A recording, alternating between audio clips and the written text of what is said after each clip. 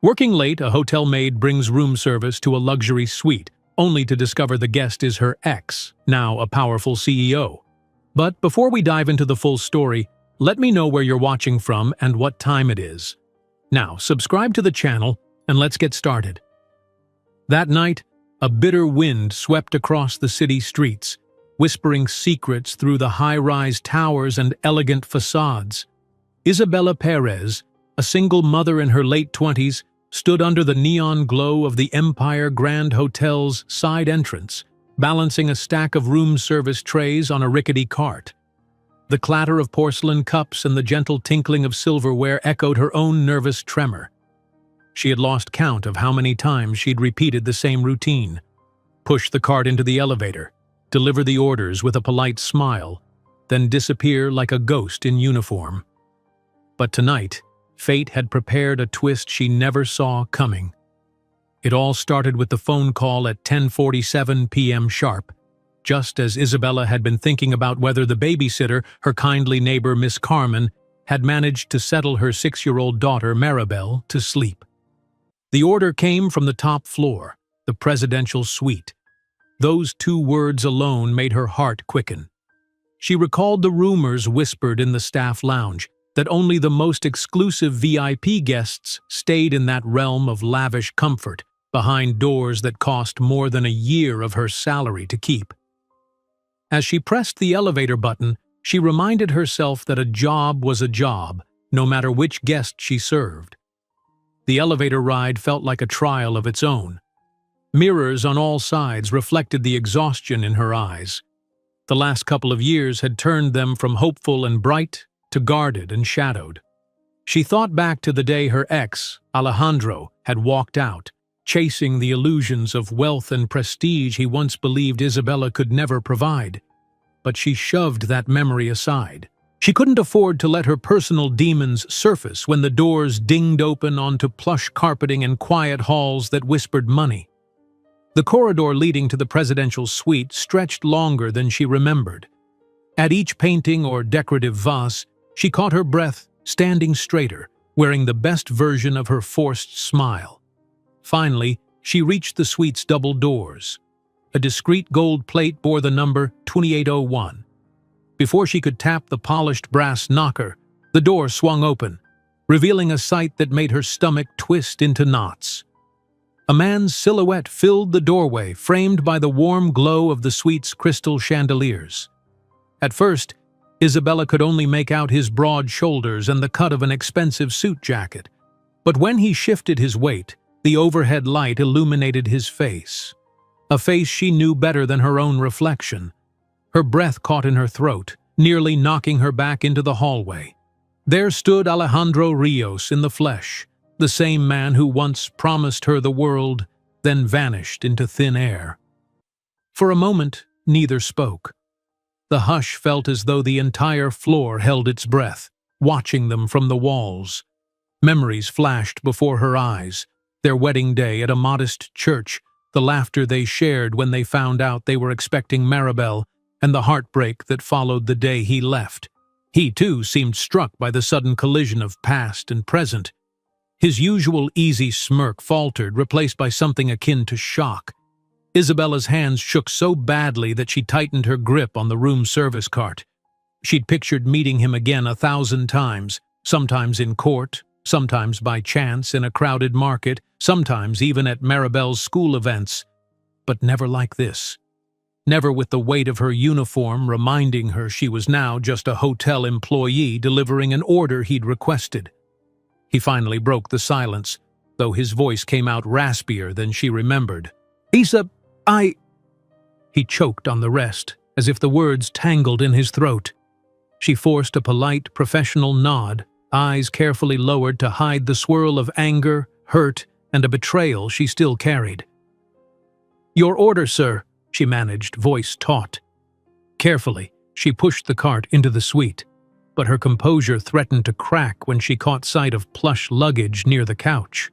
Luggage embroidered with the initials AR. He's staying here, she thought with a cold pang in her chest. And from the sleek suit, the confident stance, it was obvious he'd come a long way from the modest man she once knew. Or perhaps that man never truly existed. "I didn't realize you were working here," he said softly, as though that might soften the blow. The words only deepened her sense of humiliation. He must have realized in that instant that she wasn't thriving or living out some dream. She was simply a single mom on the night shift, doing her best to keep her child fed and clothed. She swallowed, focusing on the tray of food. A sizzling steak, garnished with fresh herbs. A vintage bottle of wine. Her ex-husband's new normal. Extravagance at a pricey hotel. She no longer had illusions about him. Back then, she believed love could conquer all, until she discovered how quickly people vanish when they crave a more luxurious life. Isabella remembered the day he left as if it had just happened yesterday. She had been pregnant with Maribel, crocheting little baby socks in their tiny living room. He walked in, suitcases packed, muttering something about a better opportunity. He took every saved peso from their joint account, leaving her with less than 100. She watched him walk out the door, tears streaming down her face, unable to speak or chase after him. That day changed her from a hopeful dreamer to a hardened realist. The painful memory fueled her now, giving her the strength to maintain that polite facade. "Would you like anything else?" she asked robotically, the same question she posed to dozens of guests nightly. He hovered close, searching her features. "Isa, I need to talk." She put up a hand, forging the steel in her voice. "I'm here to deliver room service, Mr. Rios. You have your order. If you need anything else, call the concierge." She turned to leave, but her heart hammered so loudly she feared he might hear it. For a second, it seemed like he might let her go. Then he caught her wrist, not forcefully, but enough to stop her mid-step. The contact unleashed a tidal wave of conflicting emotions. She almost jerked away but realized how that might look if any staff were watching. Eyes fixated on the sumptuous carpet, she hissed through clenched teeth, "I have work to do." He leaned forward, his voice dropping to a near whisper, as if the crystals hanging from the chandelier might eavesdrop. "Isa, I'm so sorry about everything. I didn't plan on you walking through that door tonight, but please, give me a chance to explain." A moment's silence fell between them, dense as the tension in her own chest. Memories flickered again. The wedding ring on her finger, the way it glinted in the morning sun before she pawned it to pay for Maribel's hospital bill last year. She remembered the tears she cried, the job rejections she faced because she was pregnant and had no references, the nights she fell asleep exhausted from waiting tables. And now, with her uniform a size too big from skipping too many meals, here he was, living lavishly at the top of the city's most luxurious hotel. She couldn't stand there a second longer. With a tight, resolute breath, she slipped her wrist free from his grasp. "Enjoy your meal, sir," she repeated with finality, forcing a courtesy that felt like shards of glass in her throat. Then, summoning every ounce of will, she walked out, her posture stiff, tears burning at the corners of her eyes. But before the door closed behind her, she heard him whisper her name again, barely audible above the quiet hum of the suite. "Isa." A single word filled with regret. She felt that old wound tear wide open, letting memories flood back in unstoppable waves. Yet as she hurried down the corridor, something shifted. The sadness tangled with an anger she'd never let herself fully feel. All these years, she'd survived to protect her daughter. Maybe it was time to stand up for herself, too. She still had her pride, no matter how battered it was, and she refused to let him waltz back into her life with empty apologies. Little did she know, the crossroads of fate had only just begun. Whether she liked it or not, her daughter's father was back in the same city, and this time he wasn't just passing through, he was staying in a suite she had to serve every night. The question pulsed in her thoughts like a warning. How long could she keep her heart guarded behind that polite uniform before her world collapsed once more? She headed to the service elevator, tears threatening to spill. If someone had asked a week ago how she'd feel facing Alejandro again, she would have said she'd be stronger, that she'd have moved on. But now she realized the scars still stung as if they were fresh. Returning to the staff lounge, she set down the cart. The overhead clock read 11:05 p.m. The shift was still young, but she felt completely drained. All she could do was breathe, gather her composure, and brace herself for the many secrets yet to come. The man she once called husband was just on the other side of the building, and tomorrow night she'd likely be delivering more than just room service to his door. She closed her eyes, inhaling the stale air of the staff corridor. For Maribel's sake, she told herself, she would hold herself together. But a whisper of dread coiled in her stomach. The story of Isabella and Alejandro was far from over. In fact, it had only just begun. The Empire Grand Hotel gleamed under the midday sun like a promise of luxury and power, its glass doors reflecting the bustling avenue. Yet inside the employees' locker room, the air was thick with gossip. Conversations buzzed about the handsome VIP in the presidential suite, or the staff member who ran crying to the bathroom late last night. Isabella tried to ignore the murmurs, tying her hair into a neat bun. She tightened her uniform apron, forcing her thoughts away from the swirl of confusion left by Alejandro's surprise reappearance. Soon, she'd have to climb back up to that top floor. Her shift, usually a grind of routine tasks, had turned into something else entirely since the night before. Sometimes, while she refilled coffee cups or served meals to the other suites, she'd catch a reflection of her own face in the silver trays. The distress in her eyes was impossible to miss, but she refused to explain it to her co-workers. Their pity would only confirm that her life had come to a standstill, right where Alejandro had left it years ago. By the time Isabella clocked in for her midday shift, her plan was to remain strictly professional if she encountered him again. Yes, he had once held her heart in his hands, but she was no longer the timid girl who believed in eternal vows without question. Survival had taught her caution. Any conversation beyond polite civility threatened to knock down the fragile walls she'd built. Yet fate tested her resolve sooner than expected. Around 12:30 p.m., the front desk called her extension. Room 2801, Presidential Suite, had requested another special meal. Her pulse lurched. Could it be him again? The operator continued. The guest specifically asked for Ms. Perez as the server. A pointed silence fell over the line. The request was unusual. Typically, guests didn't bother to learn staff names unless they were frequent visitors or high tippers. Isabella could almost sense the raised eyebrows at reception. She managed a calm response, ignoring the flutter of panic in her chest. "I'll deliver it in 15 minutes. The moment she hung up, her composure cracked. Why would he specifically request her? She tried to quiet the swirl of speculation. Maybe he just wants an apology, or he intends to drop more guilt at my feet. Or could it be about Maribel? The thought sparked fresh anger. He hardly acknowledged his daughter's existence. Despite trembling fingers, she carefully prepared the meal. It was a gourmet lunch consisting of seared salmon, saffron rice, and a side of artisanal bread. She triple-checked the garnish, more from needing to stall than from genuine concern about plating. But she couldn't put it off forever. So she arranged the plates on the cart, straightened her posture, and pushed her way into the staff elevator. On the silent ride to the top floor, each beep of ascending floors sounded like a countdown to confrontation.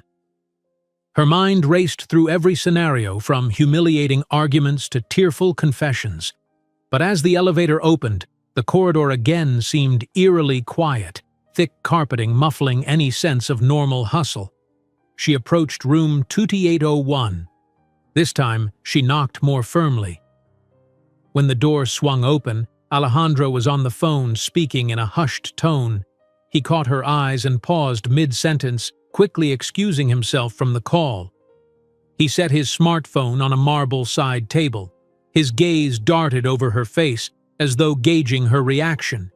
She made sure her expression was impassive. "Thank you for coming," he began, voice careful. "Please, come in." She gave a polite nod, maneuvering the cart across the threshold. The suite's opulence was more striking in daylight. The wide windows, thick drapes, and fresh lilies arranged on a glass table. Everywhere, hints of money, wealth that once dazzled him enough to abandon everything else. Alejandro gestured for her to set the lunch by an ornate dining area. "I wanted to talk last night," he tried, eyes flicking to her uniform. "You left so quickly." "I'm on a schedule," she stated, checking the watch pinned to her apron. She tried to keep her tone cool, though her heart hammered. "Is there anything else you'd like, Mr. Rios?" He winced at the formality. "Drop the Mr. Rios stuff, Isa. It's me." She forced her gaze away from the memories that name stirred. "I'm on duty, sir. If you'd like personal conversation, I suggest you contact me outside my work hours, though I'm not sure why you'd expect me to engage." His jaw tensed, but he lowered his voice. "Look, I know you're angry." "Angry?" Her eyes flashed. She let out a dry laugh. "I'm simply doing my job, delivering your food. Now if that's everything—" He lifted a hand, stopping her. "Wait. Hear me out for a moment." In that brief hesitation, a flicker of vulnerability appeared on his face. I've been searching for you. I only learned 2 months ago that you were working here. I want to see—" He hesitated, then continued softly. "I want to see my daughter." Isabella felt as if the room had closed in on her, a swirl of shock mingled with bitterness. "You want to see Maribel? Are you serious?" she whispered, incredulous. "After all this time?" His eyes pleaded. "I know I messed up, Isa. I left you in a terrible spot." She let the lid to the silver platter drop with a clang, surprising even herself. "Yes, you did. Do you even remember how old she is? What grade she's in? What her favorite color is? Did you care when she was sick last winter, or when I was behind on rent?" He took a breath, clearly thrown off by her anger. "I know I have no right to ask." "You're correct about that," she cut in, her voice taut. 1,000 nights of fear and heartbreak threatened to overflow, but she forced them back, focusing on the dignity she had left. "You left us with nothing, not even an explanation beyond your pathetic dream of a wealthier lifestyle. And now you show up, expecting to pick up where we left off?" She stared at him, unblinking. He fumbled for words. "I never stopped thinking about you, about our child. But there were circumstances—" "Spare me," she said coldly, wrestling for calm. If she let every raw emotion out, she might collapse right there. Circumstances don't excuse abandoning a wife and an unborn baby. Silence took over the suite as they glared at each other, the tension almost visible in the sunlight. Finally, he spoke again, quietly. "You're right. I have no excuse. But if there's a shred of hope you might let me be part of Maribel's life, I'll do whatever it takes." She turned away, feigning disinterest, as she set the plate of salmon on the table. Her eyes flicked momentarily to the city skyline through the window, wondering how many single mothers out there had been in this exact moment of disbelief and rage. "You can't just flip a switch and become a father again," she said, her voice subdued. "I'm not sure if you're doing this out of guilt or pity, but Maribel is not your toy. She's a little girl with feelings, and she has no memory of you." His face fell, a flash of regret darkening his features. "Please, let me see her. I know it'll take time to prove I'm sincere." He reached into his wallet, pulling out a business card. "Here's my personal number. Call me when you're ready, or if you ever need anything." She stared at the white rectangle between his fingers, remembering the last time he offered her anything. When he slipped a note under the door the night he left, scrawled with an apology and some vague promise of a better tomorrow. She let out a shaky exhale and tentatively took the card, more from confusion than acceptance. "I don't want your money," she said firmly, sliding the card into her apron pocket. Maribel is mine to protect. If you truly care about her, you'll respect whatever decision I make." He bowed his head, acknowledging her terms. "I understand. Thank you." She nodded, swallowing the urge to cry. Something deep in her chest twisted, an echo of the love she'd once held for him, now overshadowed by resentment. If only he'd come back years ago when she was struggling to buy baby formula. But reality couldn't be undone. "Is there anything else you'd like before I leave?"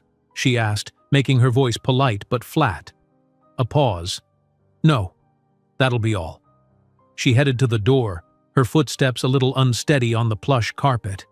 He didn't stop her this time. As she shut the door behind her, her heart hammered in her ears. She scarcely made it down the hallway when she felt tears burning at the edges of her vision. But Isabella had mastered the art of crying in private. She blinked the tears away before stepping into the elevator. The moment the doors slid shut, she leaned against the mirrored wall, exhaling a shaky breath. She had never felt so conflicted. On one hand, her righteous anger demanded she protect herself and Maribel from the man who'd once chosen ambition over them. On the other, a quiet voice whispered that maybe he had changed. Maybe he truly regretted his choices. Stepping out on the main floor, Isabella steadied her composure. She couldn't let this dominate her shift. She had bills to pay, rent due soon, and a daughter waiting at home. But as she returned the now empty cart and rummaged in her apron pocket for her staff ID, she felt the sharp corners of Alejandro's business card. One question echoed in her mind. Did she really want to risk letting him close enough to hurt Maribel the same way he once hurt her? Or worse yet, did she dare hope he wouldn't do it again? She hurried off to her next task, flustered and weary.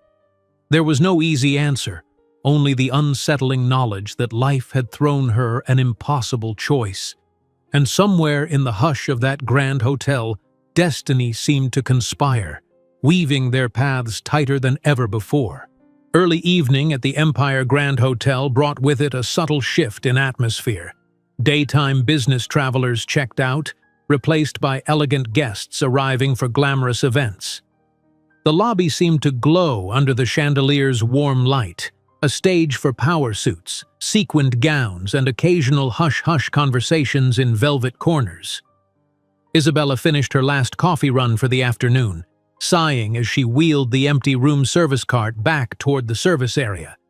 She longed to clock out and hurry home to Maribel, who would be waiting for dinner. But her manager, Mr. Fuentes, a stern man in his 50s with salt and pepper hair brushed impeccably to the side, caught her eye from across the staff corridor. "Isabella," he called, voice clipped. "A moment, please." She braced herself. Mr. Fuentes never wasted words, and normally that didn't bother her. She kept her head down and avoided trouble. Yet something in his tight expression made her uneasy. He waited for her to approach. "I've received a specific request from the presidential suite occupant," he said, as if reading from an invisible memo. "He's asked that you attend to any special orders he places for the remainder of his stay." Then Mr. Fuentes' mouth twitched with a hint of disapproval. "Care to explain why he's singled you out?" Isabella swallowed the knot in her throat. She knew precisely why, but the truth was not something she intended to share with management. He mentioned something about my service being familiar," she lied. "Said I reminded him of someone he knew." Mr. Fuentes studied her for a moment, clearly suspecting more to the story. But in the end, he simply adjusted his tie. "Well, consider this an opportunity, Miss Perez. Guests with that kind of spending power expect top-tier attention. Don't fail to deliver it."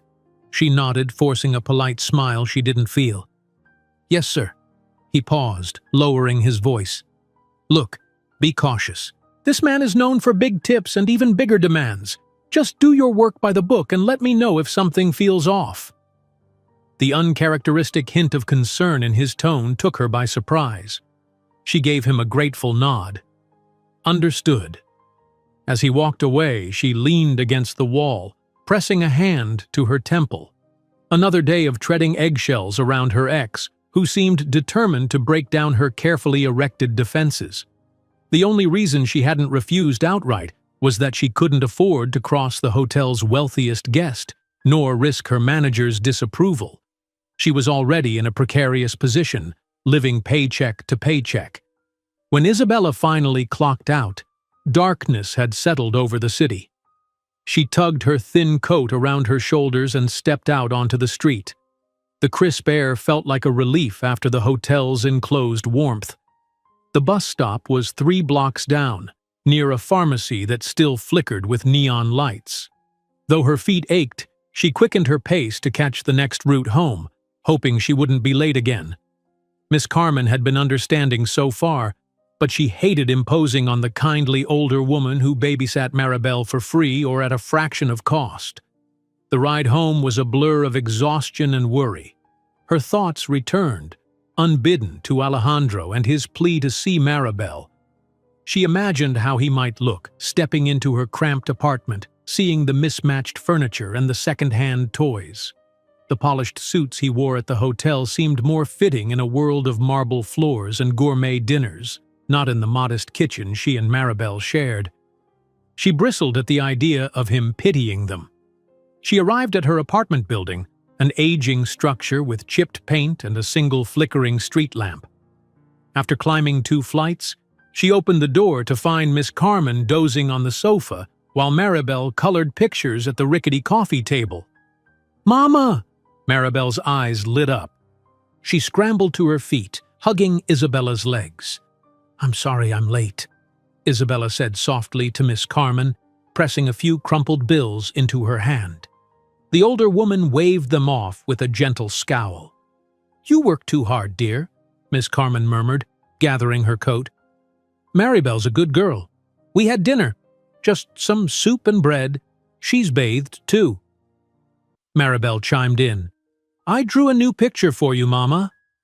She held up a page with bright crayons, an image of her small family. Isabella recognized herself, Maribel, and an empty shape scrawled in black next to them. A pang of sadness fluttered in her chest. "That's wonderful," Isabella praised, kissing her daughter's forehead. "Thank you, baby." After Miss Carmen left, Isabella walked Maribel to the bedroom, listening to the little girl chatter about her day at school, the new friend she made, and the doll they pretended was a movie star. Despite the exhaustion weighing down her limbs, Isabella's heart lightened at her daughter's sweetness and lively imagination. Yet, as she tucked Maribel into bed, the child spoke words that made her pause. "Mama, do I have a papa?" The question hit Isabella like a punch. It wasn't the first time Maribel had asked, but it never got easier. They lived in a neighborhood where many children were raised by single parents or extended families, so Maribel often accepted that different families looked different. But every now and then, curiosity blossomed. Isabella gently brushed curls away from Maribel's eyes. "Yes, you do," she whispered, feeling her chest tighten. "He's just not around." "Where is he?" Once again, the dreaded question. Isabella fought to keep her voice steady. "He lives somewhere else. He travels a lot, and—" She bit her lip, uncertain how much truth her 6-year-old could handle. "Maybe one day you'll meet him." Maribel's bright eyes flickered with a cautious kind of hope. "I hope he's nice," she said, sounding more adult than she should. Then she nestled deeper into the blankets. "Good night, Mama." "Good night, my love." Isabella pressed a kiss to her daughter's cheek. She flicked off the light, stepping quietly into the small living room. With Maribel asleep, Isabella finally allowed herself a moment to sink onto the sofa, letting the tension of the day seep out. She replayed her ex's words. "I want to see my daughter." It felt like an intrusion into the world she'd built for Maribel, a bubble where he had existed only as a faint question. Part of her was tempted to tear up his business card.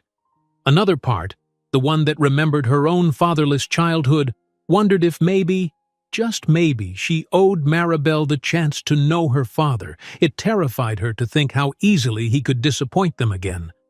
But would it be fair to deny Maribel the possibility of having a father figure, especially if he was truly remorseful? Unable to find an answer, Isabella rummaged for dinner in the nearly empty fridge. A few vegetables, half a carton of eggs, and leftover rice. She sighed, deciding to fry whatever she had and call it a meal. Poverty had taught her to be creative. As oil sizzled in the pan, her phone buzzed on the counter. Expecting it to be Mr. Fuentes or perhaps a friend from work, she glanced at the screen. No name, an unknown number. Her gut twisted. She had a suspicion who might be calling. She let it ring twice before picking up. "Hello?" A pause on the other end, then a low voice. "Isabella, it's me." Alejandro. She closed her eyes, cursing softly under her breath. Why did she feel the slightest flutter when she recognized his tone? She tried to keep her voice level. "How did you get this number?" A foolish question. She'd once been his wife, and old records likely led him here. He sighed. "I asked around. I'm sorry for bothering you at home, I just couldn't wait. Isa, I need to talk about Maribel again. Could we meet somewhere? Maybe for coffee? Off the clock?" She stared at the cracked kitchen tile, heart pounding. She glanced toward the bedroom where Maribel slept. That little face never failed to remind her she had a precious responsibility. "I'm not sure," she managed, turning off the stove as her food began to sizzle too loudly. "I told you I don't want to disrupt her life, and I'm not ready for her to meet you yet." His voice softened. "I understand. I only meant for us to talk. Please, I'll come to you. Or we can meet at a cafe near your place." The weight of the day pressed on her, leaving her unsure. But the question, "Do I have a papa?" still rang in her ears. With reluctance, she relented. "Fine. Tomorrow morning I'm off until noon. There's a small cafe on Brown Street near the bus stop, 10 a.m. sharp. If you're late, I'm gone." He exhaled in relief, flooding the line with quiet gratitude. "Thank you, Isa. I appreciate it." She hung up, heart hammering. Placing her phone aside, she tried to resume making dinner, but her stomach had lost its appetite. All she could think about was tomorrow's meeting. If she let him inside her life again, would it be a step toward healing or toward devastation? The next morning arrived sooner than expected, with a pale light filtering through the tattered curtains. She dressed in her simplest outfit, comfortable jeans, a plain sweater, and hair pulled back. She wanted no illusions or fancy attire that might signal anything more than a protective mother's stance. After dropping Maribel off at school, quietly leaving her with a tight hug, she caught the bus to Brown Street. The cafe she chose was modest, the type that offered cheap filter coffee and a few pastries. She arrived 10 minutes early, nerves knotted in her stomach. Unsure whether he'd show, she ordered a small latte and took a seat by the window so she could see him approaching. At exactly 10 a.m., Alejandro's tall figure appeared outside. He wore a crisp shirt and slacks that must have cost more than her entire month's grocery bill. A pang of resentment flickered in her, but she tried to push it aside. He entered the cafe, spotted her, and approached with a hesitant smile. "Isa," he greeted softly, taking the seat across from her. She eyed him for a second before gesturing to the counter. "Order if you want anything. I'm not buying." His lips twitched with something that might have been amusement mixed with sadness. "Of course." He quickly paid for a cappuccino, then returned to the table. The cafe was busy enough that they had privacy in the noise, but not so crowded that they'd feel suffocated. Isabella twisted her fingers in her lap, bracing herself. He leaned in, voice low. "Thank you for agreeing to this. I know it's a lot to ask." She inhaled. "Cut to the point, Alejandro. You want to see Maribel. Give me one good reason I should let you, after all you've done." His expression tightened, though not with anger, more with regret. "Because she deserves to know her father, and I'm finally stable enough to do right by her. I'm done running. I want to take responsibility." Her chest felt heavy with conflicting emotions. She'd once dreamed of hearing those words, back when she was desperate and alone. Now, they arrived years too late. "Responsibility?" she echoed. "You left me when I was pregnant. That's not an easy thing to forgive." He swallowed, nodding. "I know. If it helps, I've been working abroad, saving money. I can provide for her education, help you with rent, anything you need." Her fists clenched under the table. "Money won't fix betrayal, Alejandro.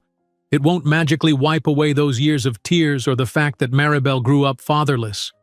He lowered his gaze, pained. "You're right, but I want to start somewhere. I can't change the past." The tension in her throat tightened. She sipped her coffee, lukewarm now. "So what's your plan? See her once a week while you live in a luxury suite and eventually vanish again? I won't put her through that." He leaned forward, sincerity in his eyes. "I'm not vanishing. I'm moving back permanently. The suite is just temporary while I finalize some business. I'm buying a place here in the city, close by. I want to be in Maribel's life." She studied him, searching for signs of deception. A part of her was furious, but another part, perhaps the piece that never stopped loving him, wanted to believe. "You'd have to prove yourself," she said, voice trembling. "Not to me so much, but to her. And it won't be quick. I need to see consistency. No more promises you don't keep." A glimmer of hope lit his face. "Anything. I'll do anything," he vowed. "If it takes months or years, I'm here." She exhaled slowly, tears pricking her eyes. "Don't make empty pledges. I'm hanging by a thread. If you hurt my daughter, I'll never forgive you." His hand extended across the table, but she didn't meet it. He withdrew, nodding. "I understand." Time seemed to slow as they faced each other, weighed down by 1,000 regrets and a fragile spark of possibility. The question lingered between them. After years of distance and heartbreak, could they build some kind of new relationship for Maribel's sake? Or would this second chance turn into yet another storm of disappointment? They sat there in silence, each wrestling private battles. In the background, the cafe's hum continued, clinking cups, soft chatter, the hiss of an espresso machine. Outside, life churned forward, oblivious to the emotional war inside two people who had once been husband and wife. Finally, Isabella cleared her throat. "All right," she said softly. "I'm not promising anything, but if you're serious, we can start with small steps." Alejandro nodded, relief flooding his features. "Thank you. I won't disappoint you this time.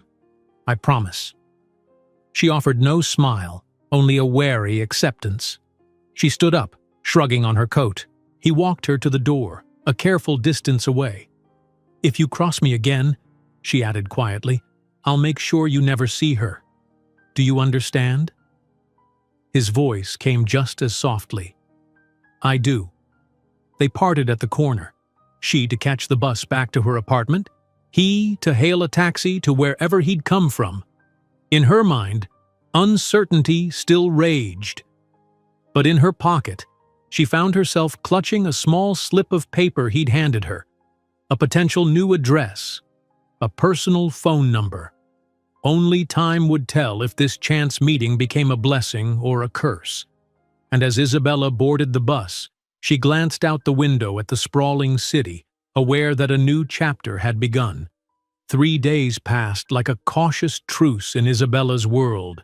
She went through her shifts at the Empire Grand Hotel, carefully delivering meals, fluffing pillows for VIPs and avoiding any personal contact with Alejandro whenever possible. Surprisingly, he didn't insist on special orders to lure her to the presidential suite, which granted her a shaky sense of relief. It was as though their conversation at the cafe had initiated a silent agreement. They would try to handle this new phase with measured steps, giving each other space. Still, Isabella's mind churned with questions. Was he truly committed to being a father, or was it another passing whim? She clung to her vow of protecting Maribel no matter what. Work at the hotel remained grueling, 10-hour shifts sometimes, leaving her depleted by the time she trudged home each night. But through it all, a tiny spark of hope kept pushing at the edges of her caution. Maybe her daughter really could have the father figure she had missed all these years. Early one morning, while she was straightening her uniform in the locker room, a discreet knock sounded on the doorframe. She glanced up to see her manager, Mr. Fuentes, peering inside. His usual stern expression was slightly gentler than normal, which instantly made Isabella wary. "Good morning," he said in a near whisper. "I'd like to speak with you in my office, Miss Perez. It won't take long." Her heart sank. Whenever Mr. Fuentes initiated a private conversation, it generally meant complicated news. She followed him down the corridor, ignoring the curious glances of colleagues. Once they reached his office, a cramped space lined with neatly ordered binders, he closed the door and gestured for her to sit. She perched on the edge of the chair, hands folded in her lap. Mr. Fuentes sat behind his desk, clasping his own hands. "I have an unusual request," he began. "Tonight, the Empire Grand is hosting a gala in our grand ballroom for high-profile clients. Some important executives will be attending, as well as certain influential figures we'd like to impress. Word came down from management that the staff on duty must be prepared to deliver top-tier service." Isabella felt tension coil in her stomach. "I'm always ready to do my best, sir." He nodded, then steepled his fingers. "Yes, you are. But the request is specifically for you to assist in the VIP lounge before the gala starts. The lounge will serve as a backstage area for the special guests. We need a small, trusted team who can handle it discreetly." She raised an eyebrow, suspecting there was more. "Who's requesting me, exactly?" A faint sigh escaped his lips. "Mr. Alejandro Rios is among the VIP attendees, and it appears that some of his associates, business partners from abroad, want an attendant who speaks fluent Spanish and English. You fit the bill." The blood drained from her face. So Alejandro was behind this, or at least partially involved. "Sir, I'm not sure it's appropriate," she said, trying to keep a calm tone. "He's a guest with personal connections to me. It might complicate—" Mr. Fuentes held up a hand.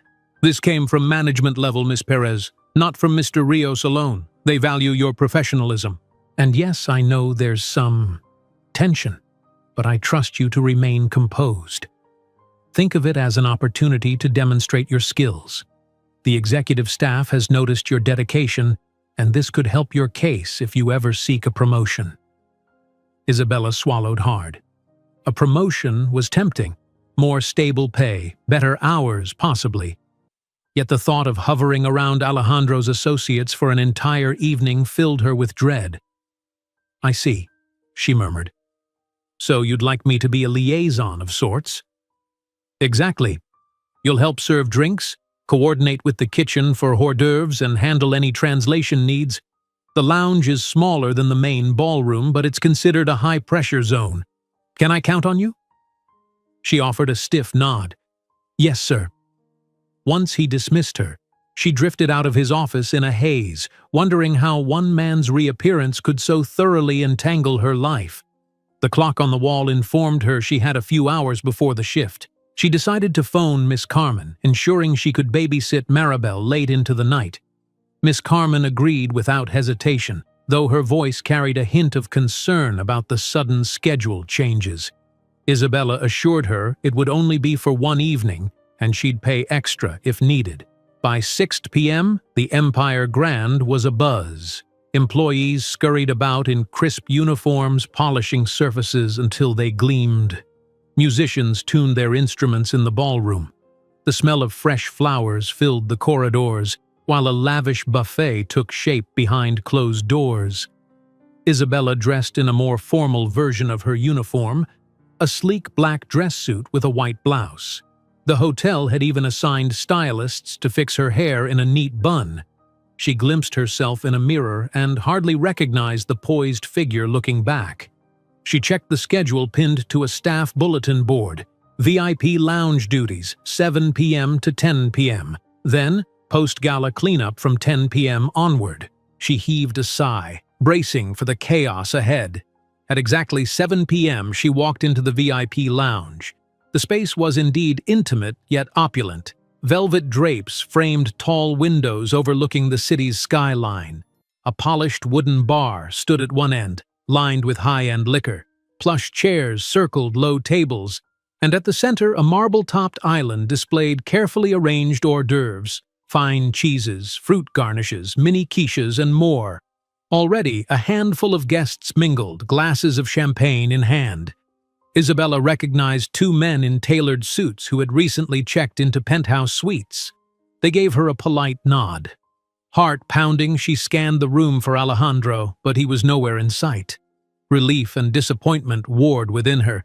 Perhaps she could handle this shift quietly if he decided to stay away. But not 10 minutes later, the lounge door opened. A swirl of conversation and laughter rolled in, along with a group of men and women in elegant attire. At their forefront walked Alejandro. Spotting Isabella immediately, he paused, his gaze locking onto hers. She swallowed, forcing a neutral expression. He wore a dark suit, impeccably cut, exuding confidence. Gone was the hesitation she'd seen in private. Now he was the businessman, the charmer, with a faint, polite smile for those around him. One of the women in his group, tall, poised, and radiating wealth, slipped an arm through his, leaning in to whisper something. Isabella felt her chest tighten, though she had no claim over him. Still, the image stung. Pushing aside the pang of jealousy, she stepped forward, adopting her best professional tone. "Good evening," she said in Spanish, addressing Alejandro's group. "Welcome to the VIP lounge. May I offer you any refreshments or show you around?" Alejandro's companion, the tall woman, gave Isabella a once-over and smiled. "Thank you, we'd love some champagne. We've heard your hotel has an exceptional vintage selection." Isabella nodded, turning to the bar with measured steps. She felt Alejandro's eyes on her the entire time. She retrieved a bottle of the requested champagne, its label in French script, and deftly opened it with practiced ease. As she poured glasses and set them on a silver tray, she took a calming breath. This was her job. She could handle it, no matter how awkward it felt. One of the men in the group spoke halting Spanish, clearly struggling. Isabella politely switched to English, bridging the gap. She guided them to a small table with appetizers, explaining each dish's origin and ingredients. They nodded, impressed, occasionally tossing curious looks at her. She remained collected, carefully ignoring the tension that brewed whenever she felt Alejandro near. As the hour passed, the lounge filled with more VIPs. Waiters came and went, trays loaded with canapes. Murmurs of high-stakes deals and polite small talk merged into a steady hum. On a few occasions, Isabella noticed Alejandro drifting from conversation to conversation, but always with a subtle glance in her direction. She busied herself with tasks, grateful for the flurry of serving obligations that kept them physically apart. Then, near the lounge's perimeter, one of Alejandro's business associates, a middle-aged man with a thick accent, started complaining about a lost piece of luggage. He spoke in fast, frustrated English, peppering it with Spanish curses. Isabella stepped in, calmly offering to connect him with the concierge and help get answers about the missing bag. He seemed relieved, and Alejandro arrived at that moment, placing a hand on the man's shoulder. "Thank you," the man sighed, turning to Isabella. "I was about to tear my hair out." Alejandro looked at Isabella, expression a tangle of gratitude and something deeper.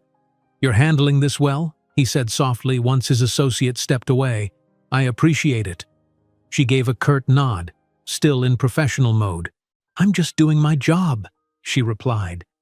Seeing him up close, so poised and confident in this environment, sparked a swirl of old memories, of the young dreamer he once was, promising he'd make a good life for them both. She forced herself to keep her mask firmly in place. The tall woman returned, hooking an arm through Alejandro's again. She glanced at Isabella, a curious flicker in her eyes. as if assessing potential rivalry. "Alejandro, darling, we should greet the officials from the finance board. They've just arrived," she said, voice poised with authority. He nodded, offering Isabella a faint apologetic look. Before leaving, he whispered, "Let's talk when you have a break." Then, he let the woman steer him toward another corner of the lounge. Isabella felt a strange knot in her chest. That woman was likely just a colleague or partner, but it still stung to witness the ease with which he navigated these circles that once made him abandon everything. For a moment she questioned whether letting him meet Maribel was wise. Could a man so comfortable among opulence and power really settle into a humble fatherhood routine? Still, she had promised to give him a chance, and thus far he'd at least respected her boundaries. She tried to shake off the ache, focusing instead on the next wave of requests for cocktails and amuse-bouches. Half an hour later, when the lounge began to empty as guests filed toward the main ballroom for the gala, Isabella found a brief moment to breathe. She stepped aside to a quiet corner by the window, letting the cool city view calm her. Only a handful of VIPs lingered, finishing last-minute phone calls or sipping final drinks. Soft violin music drifted from the ballroom, setting a refined backdrop. Unexpectedly, Alejandro approached from behind, his reflection materializing next to hers in the window. He spoke softly so as not to disturb the hush. "You're amazing at this," he said, earnest admiration in his tone. "They're all praising how smoothly things are running." She kept her gaze on the skyline. "Thank you. I'm here to make sure everything goes well." He paused, then ventured, "Could we talk for a second? Outside, maybe? There's a balcony near the banquet hall. I promise it won't take long." Her instinct was to refuse, but curiosity mingled with a desire to hear him away from prying eyes. "All right," she sighed, "but just a moment. I still have duties." They slipped out of the lounge and navigated to a small balcony the hotel used for VIP smokers. Tonight, it was deserted, the crisp night air brushing their faces. Far below, the city's lights sparkled like restless stars. Isabella hugged her arms, wishing she'd worn a heavier jacket. Alejandro took off his suit coat without hesitation, draping it over her shoulders. She almost shrugged it off but decided not to make a scene. "I appreciate everything you've done," he said quietly. "Not just tonight. I mean, raising Maribel, building a life despite what I did." She studied him, searching his face for insincerity. "She's my child. I had no choice but to keep going." He let out a ragged breath. "I know. But I also realize now how much I missed. It kills me that she might not even know I exist." Isabella swallowed, touched despite her reservations. "We agreed on baby steps. Don't expect miracles. Earning her trust will take more than fancy words or money." He nodded, earnest. "I understand. I want to meet her soon. I'll be patient. Just tell me how."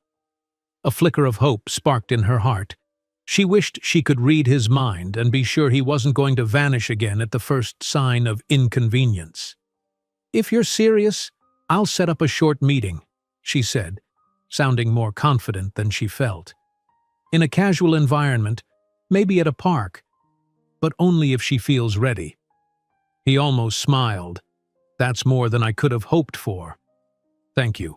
They stood in silence, the hum of distant traffic and the faint strains of ballroom music filling the air.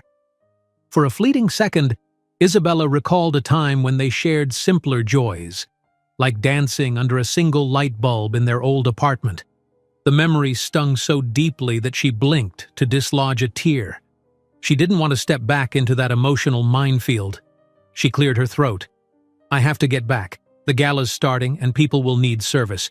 You should go enjoy your event." He moved aside, letting her pass. "All right," he murmured. "Thank you for everything, Isa." She said nothing, swiftly returning his jacket and slipping back inside. The hallway lights felt unnaturally bright after the dark balcony. She hurried to the lounge, trying to refocus on the staff duties. The last of the VIPs were trickling out, leaving empty glasses and used napkins. Isabella collected them, meticulously cleaning up any sign of disorder. 10 minutes later, the lounge was empty, save for a co-worker vacuuming the plush carpet. Isabella's shift wasn't done. She'd be rotating to the ballroom soon to help with serving dinner courses.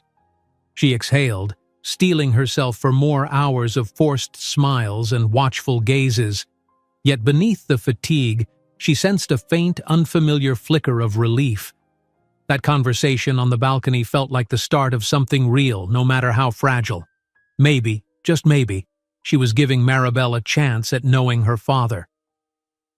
She made her way to the kitchen to refresh some platters. Mr. Fuentes passed by, giving her a silent nod of approval. Another server whispered that the gala was going splendidly, with the executives raving about the Empire Grand Service. Isabella forced a small smile, though inside her thoughts revolved around that delicate new plan. A park meeting, a father-daughter introduction, a first step into unknown territory. Later, she would clock out long after midnight, feeling as though an entire lifetime had passed in that single evening. But for now, she plastered on a polite grin, pushed the next cart forward, and reminded herself that she'd survived worse storms. If the glimmer of sincerity in Alejandro's eyes meant anything, perhaps this storm would bring a rainbow, if she dared to believe in it. Early on Saturday morning, Isabella stood in her cramped bedroom, fiddling with a hair tie while staring at the reflection of her worried eyes in a small mirror. She'd slept poorly after finalizing a decision that weighed heavily on her heart. Today would be Maribel's first time meeting Alejandro, if only briefly.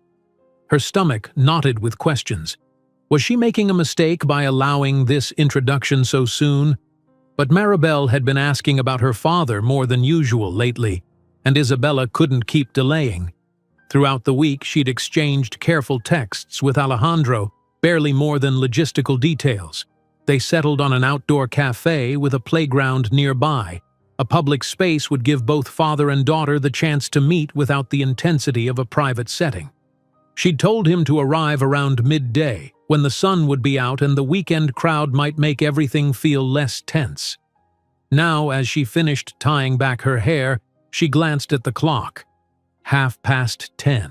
She needed to leave in half an hour if she was going to walk there with Maribel and not rush.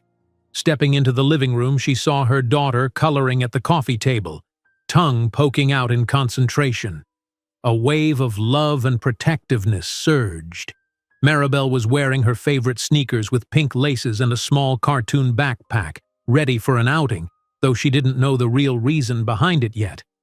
"Sweetheart," Isabella said softly, coming to kneel next to her, "we're going to the park near that little cafe. The one with the swings you like?"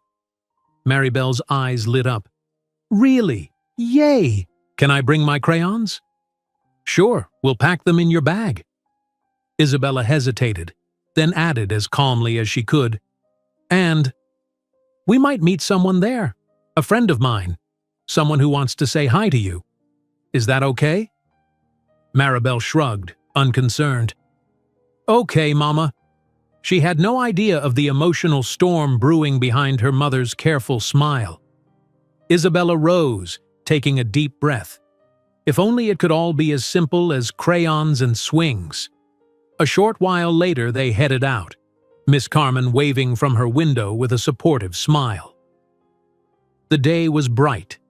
Mild sun rays glinting off puddles left from last night's brief rain.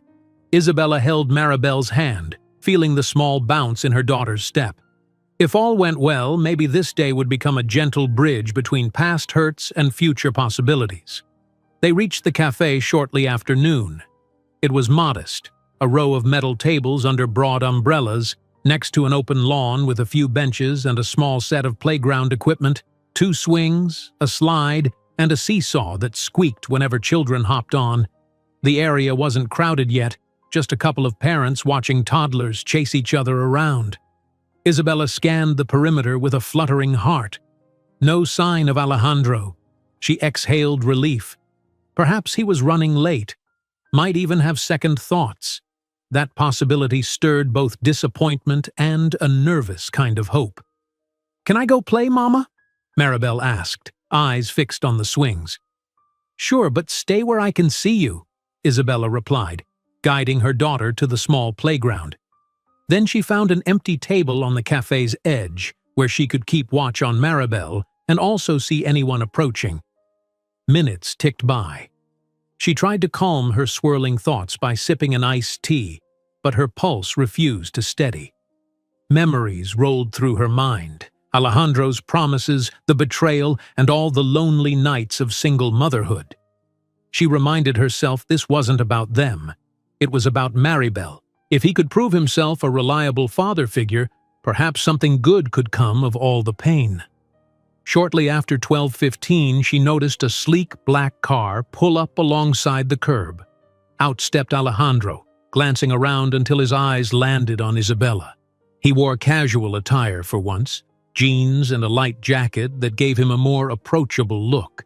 Even from a distance, she could see the anxious set of his shoulders. He walked toward the cafe, past a mother with a stroller who cast a curious glance at him. Isabella stood, heart thumping. She looked over to Maribel, who was on the swings, giggling as she pumped her legs in small arcs. Alejandro reached the table, voice low. "Hello," he greeted. "Am I late?" She shook her head, unable to entirely mask her nerves. "No, we just got here a bit early. She's over there." She gestured toward the swings. "I haven't told her exactly who you are, just that you're my friend. I wanted to make sure you two could meet gently." His gaze followed her gesture. He laid eyes on Maribel for the first time in nearly 6 years. Really for the first time ever, considering he'd left before she was born. The depth of emotion that flickered across his face was undeniable. Awe, guilt, tenderness. Alejandro swallowed. "She looks so much like you," he whispered, voice trembling. "God, I never imagined she'd be this big. She's beautiful, Isa." Isabella's chest constricted. "Would you like to say hello? Maybe approach slowly? See if she's comfortable?" He nodded, though fear flickered in his eyes. "I'm not sure how to start. Just be yourself. I'll be right there," she reassured him quietly. They walked over to the playground together. Maribel, mid-swing, spotted her mother and dragged her feet to slow. "Mama, push me," she pleaded. Then she noticed the man standing beside her mother. Big brown eyes darted between them, curiosity blooming. Isabella carefully placed a hand on the swing's chain. "Maribel, this is Alejandro. He's an old friend. He'd like to meet you." Maribel's head tilted. "Hi," she said shyly, gripping the swing's handles. She studied him. "You talk like Mama." Alejandro managed a soft smile. "We both speak Spanish, yes. And I'm—" He glanced at Isabella, who gave a tiny nod. He inhaled. "I'm your papa." A hush settled over the small playground. Nearby parents continued shepherding their children, oblivious to the quiet drama unfolding. Maribel blinked, as if trying to process words that carried so much meaning. She looked to Isabella for confirmation. Isabella offered a gentle nod, tears threatening to blur her vision.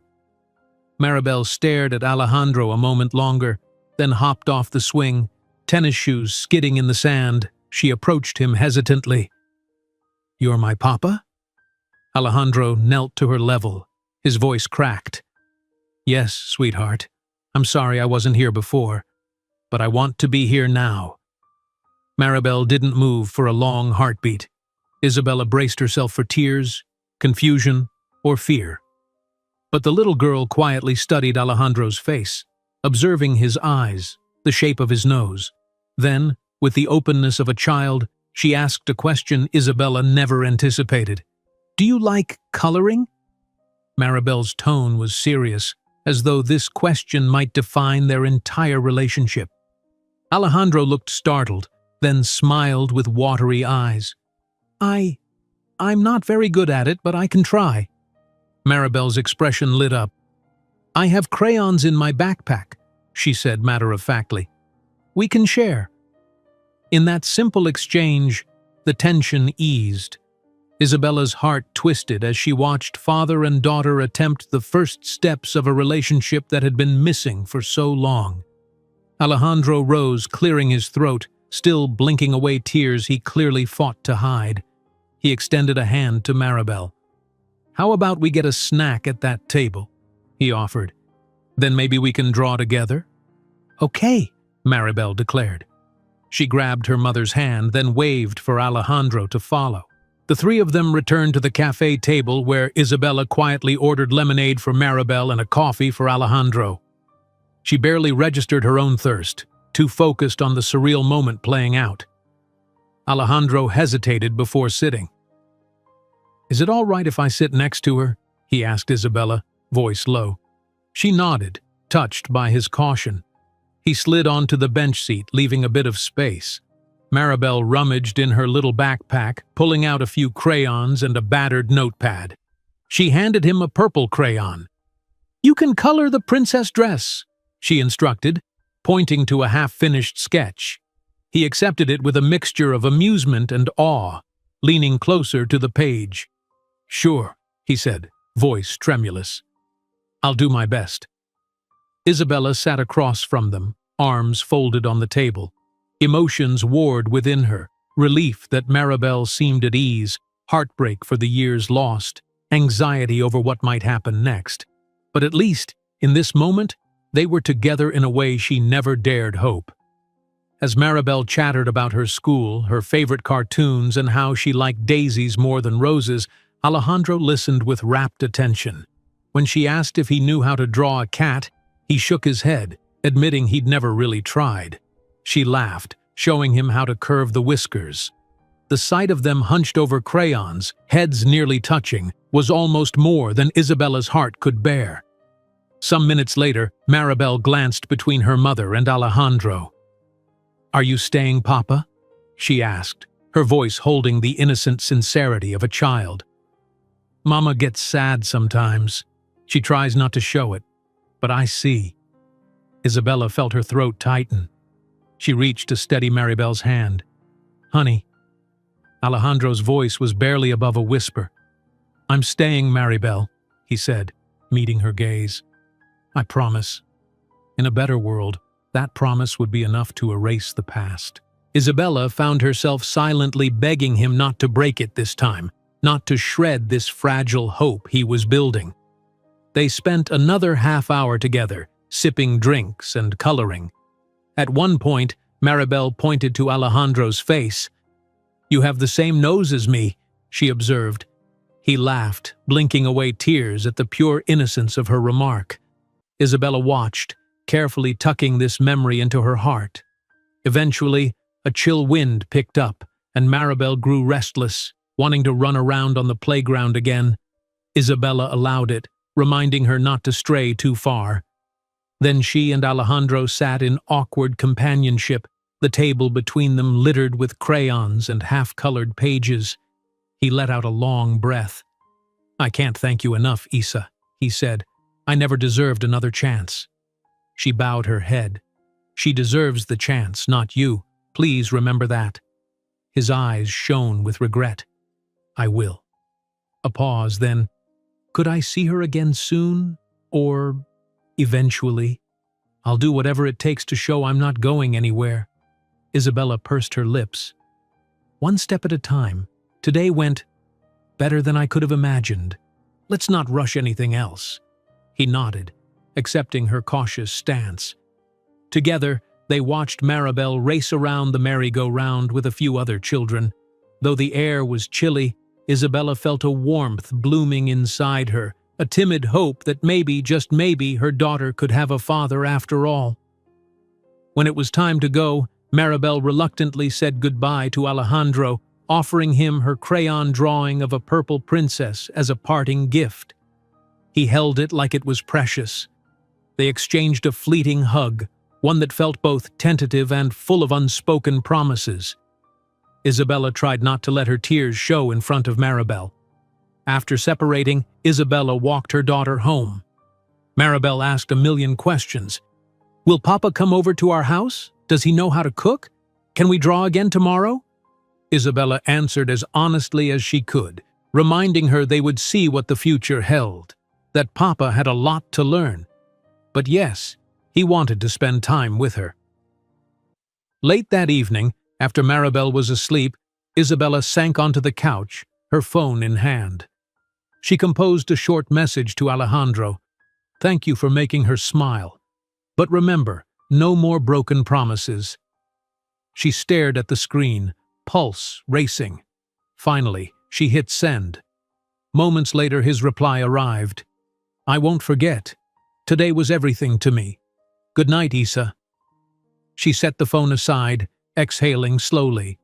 The day had ended better than she feared. But now came the bigger challenge, seeing if Alejandro's devotion was real, or if, like before, he'd disappear once life got complicated. Only time could reveal whether this was the start of a healing chapter or another heartbreak in the making. At sunrise, light crept through Isabella's thin curtains, stirring her from restless sleep. She awoke on the couch, having dozed off over a stack of laundry she'd been folding. The memory of Maribel's laughter at the park returned like a comforting echo, filling her with a cautious optimism. Despite her lingering fears, yesterday had felt like a fragile triumph. She rubbed her eyes and rose to check on Maribel, who was still curled up in bed, hugging the stuffed bunny Miss Carmen had given her for her 5th birthday. The child's peaceful expression was a testament to how quickly she had accepted the idea of having a father around, an acceptance that made Isabella both hopeful and anxious. The day ahead promised no reprieve. Her shift at the Empire Grand Hotel started at noon, and she couldn't afford any excuses that might jeopardize her job, not with rent looming. After breakfast, she dressed Maribel, chatting lightly about her plans for the day.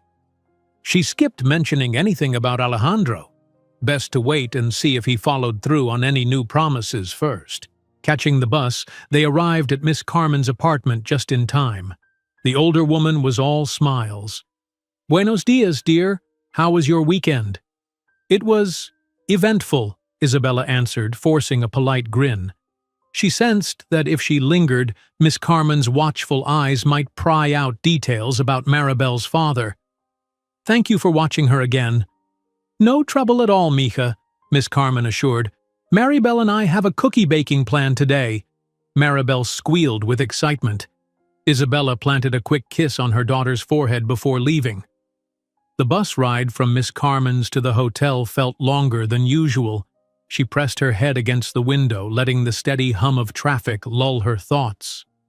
Now and then she replayed Alejandro's gentle tone or the way Maribel clung to his hand, small recollections that warmed her heart despite her wariness.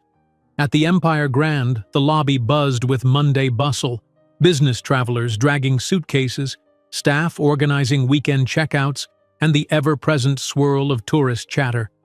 Isabella adjusted her uniform apron and clocked in, falling into step with the usual routine, verifying housekeeping supplies, checking a clipboard of assigned tasks, greeting co-workers with quick nods. She was halfway through setting up a room service tray when Mr. Fuentes approached, calling her name in that measured way of his. Miss Perez, could you spare a moment? Her pulse ticked up. Generally, these huddles resulted in more responsibilities or a change in schedule. But to her surprise, his tone carried a hint of positivity this time. She followed him to a quiet alcove off the lobby, near a line of towering potted plants. I wanted to let you know, he began, that management was pleased with your work during last week's gala. They specifically mentioned your professionalism with the VIP lounge. She blinked, relief and pride mixing in her chest. I'm grateful, sir. Thank you. Mr. Fuentes nodded, then cleared his throat. Additionally, there's talk of promoting you from general server duties to a more specialized role, perhaps overseeing guest relations or assisting the concierge with bilingual interactions. He paused to gauge her reaction. It's not official, but you should be aware it's on the table. Isabella's heart soared. A new role might mean slightly better pay and more predictable hours, both crucial for a single mother. That's wonderful news. I'd appreciate the chance. He offered a faint smile. I know you have a family to support. This might give you more stability. Keep up the good work, and I'll do what I can to push it forward. She managed a respectful nod, her chest buzzing with excitement. Thank you, Mr. Fuentes. I won't disappoint you. After he walked off, she allowed herself a small grin. A promotion wouldn't solve every problem, but it was a step toward a better life for Maribel. And maybe it might help her feel less trapped in the memory of living hand to mouth. She pushed the room service cart to the next suite with a lighter step. Most of the day passed in a blur of tasks. She delivered trays, assisted a foreign couple who needed directions, and tracked down extra toiletries for a demanding guest. Around 3 p.m., she ducked into the staff lounge to grab a quick coffee, scanning her phone for missed messages. A single text from Alejandro appeared. Hope you and Maribel are well? Would love to see you both again soon. Just reading it made her tense with conflicting emotions. She typed a short reply. We're fine, busy with work. We'll let you know later in the week. Then tucked the phone away. She didn't want to dive into complicated discussions mid-shift. By late afternoon, her duties shifted to a private function on the 12th floor, a small cocktail gathering for a group of executive travelers. She double-checked the guest list, not recognizing any name as obviously connected to Alejandro. Perhaps he'd checked out of the presidential suite, or at least was lying low. A flicker of relief mingled with a touch of unexplained disappointment. As she maneuvered a cart of refreshments into the event room, she caught snippets of conversation. Corporate mergers, acquisition rumors, jokes about the city's traffic. It was a polished crowd, all suits and subtle cologne. She set up an array of chilled drinks, prepared glasses, and arranged plates of appetizers. Everything was routine until she glimpsed a familiar face among the guests, a tall, raven-haired woman in a sleek navy dress, swirling a wine glass as she chatted with a gray-haired executive. It took Isabella a moment to place her. This was the same elegant companion who had clung to Alejandro's arm at the gala. The woman exuded confidence, tossing her hair back with casual grace. Isabella felt a jolt of unease. She hadn't realized the woman was still in town, let alone attending another function at the hotel. Trying to remain discreet, Isabella continued her tasks. But as she refilled a wine glass nearby, the woman caught sight of her and smiled with recognition. Stepping away from the conversation, she approached. "Good afternoon," the woman said, in lightly accented Spanish. "I believe we met in the VIP lounge last week. You served us champagne, yes?" Isabella nodded, maintaining a polite stance. "Yes, miss. I hope everything has been to your liking during your stay." The woman sipped her wine, eyes roving over Isabella with a hint of curiosity. "All splendid. I'm Claudia." She held out her hand, her manner poised. "And you are—" "Isabella," she replied, shifting the serving tray to her left arm before offering a handshake. She forced a calm smile. "If you need anything, please let me know.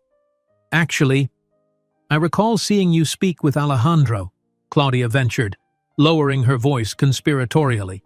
"He mentioned you were friends." Friends was a strange word for ex-spouses, but Isabella simply nodded, unwilling to divulge personal details. "We've known each other a long time," she said. "Is he attending this function?" Claudia's lips curved. "Not this one. He's meeting with another business group today, if I'm not mistaken. We've been partners for years. He invests in some ventures I manage." She studied Isabella's face for a reaction. "He's quite a busy man, you know. Always on the move." Isabella felt her chest tighten with an instinctive protectiveness. "Yes, I'm aware." Claudia's gaze sharpened slightly, curiosity still evident. "May I ask something candid? You and Alejandro, is there more to your connection than simple acquaintances?" He seemed rather, I don't know, protective of you at the gala. Protective? The word sat oddly with Isabella, who remembered him draping his coat over her shoulders on the balcony. "We have a personal history," she admitted, choosing her words carefully. "But it's complicated." A gleam of interest flickered in Claudia's eyes, as though she'd uncovered a piece of gossip. "I see. Well, let's just say he's never mentioned you until recently. I was surprised that he insisted on staying longer in the city. He claimed there were pressing matters to resolve." Isabella maintained a neutral expression. "I wouldn't know about his business affairs. Excuse me, I need to check on the bar supplies." Before Claudia could press further, Isabella moved away, ensuring the woman's wine glass remained full. A swirl of thoughts crowded Isabella's mind. That woman seemed more than a casual colleague. Her comfortable familiarity with Alejandro hinted at deeper ties. Could she be the reason he'd stayed away so long, or had he been involved in multiple business ventures that overshadowed his personal life? She bit back a surge of unwanted jealousy. None of this changed the fact that Maribel's well-being came first. If Alejandro was enmeshed in new entanglements, that was his concern, unless it threatened to derail the fragile father-daughter bond forming. The rest of the cocktail event proceeded smoothly. Claudia drifted back to her circle of executives, occasionally glancing Isabella's way with thoughtful curiosity. Isabella busied herself with collecting used glasses and replenishing appetizers, leaning on her professional exterior to mask the emotional churn beneath. When the event wrapped up, Isabella assisted with cleanup. Around 7 p.m., she finally had a moment to breathe. Retreating to the staff lounge, she massaged her temples, wishing she could call Maribel and hear her daughter's voice. But she still had an hour left on her shift. Her phone buzzed, and she checked it quickly. Another message from Alejandro. "Hope your day's going well. I'll be near your neighborhood tomorrow. Would you or Maribel like to join me for lunch?" She exhaled, the tension loosening slightly. Perhaps, despite the swirl of business and a mysterious associate named Claudia, he was making an effort. She typed back, "Tomorrow might be okay. Let me confirm with Maribel. I'll let you know." No sooner had she hit send than she sensed a presence behind her. Mr. Fuentes stood by the doorway, arms folded. "Everything all right, Miss Perez?" She pocketed her phone. "Yes, sir. Just confirming something about tomorrow. I'll be done soon." He gave a curt nod. "Good. You've done well today. Remember, your performance is being noted." With that, he left, and she stared at the closed door, her pulse thrumming. She thought of the potential promotion again, an opportunity for her and Maribel to move closer to stability. Yet it also meant staying in the orbit of the Empire Grand, possibly crossing paths with Alejandro more often. Was that a gift or a curse? Eventually, her shift ended, and she hurried to pick up Maribel from Miss Carmen's, listening to her daughter's excited tales about cookie decorating. Maribel asked again about Papa, wanting to show him a new drawing she'd made of them holding hands. Isabella's heart clenched. The little girl's innocence in trusting him so quickly was both beautiful and terrifying. Night settled over their small apartment. After Maribel drifted to sleep, Isabella sank onto her worn couch, phone in hand. With a deep breath, she texted Alejandro a final note for the night. "Maribel wants to see you. Let's plan lunch tomorrow at the diner near the library, 1 p.m. Keep your schedule clear." The reply came swiftly. "I will. Thank you." She set the phone aside, running a hand over her tired eyes. Today's brush with Claudia had rattled her, reminding her that Alejandro's world was large, full of alliances she knew nothing about. But as long as he stayed true to his word for Maribel's sake, maybe it didn't matter who else vied for his attention.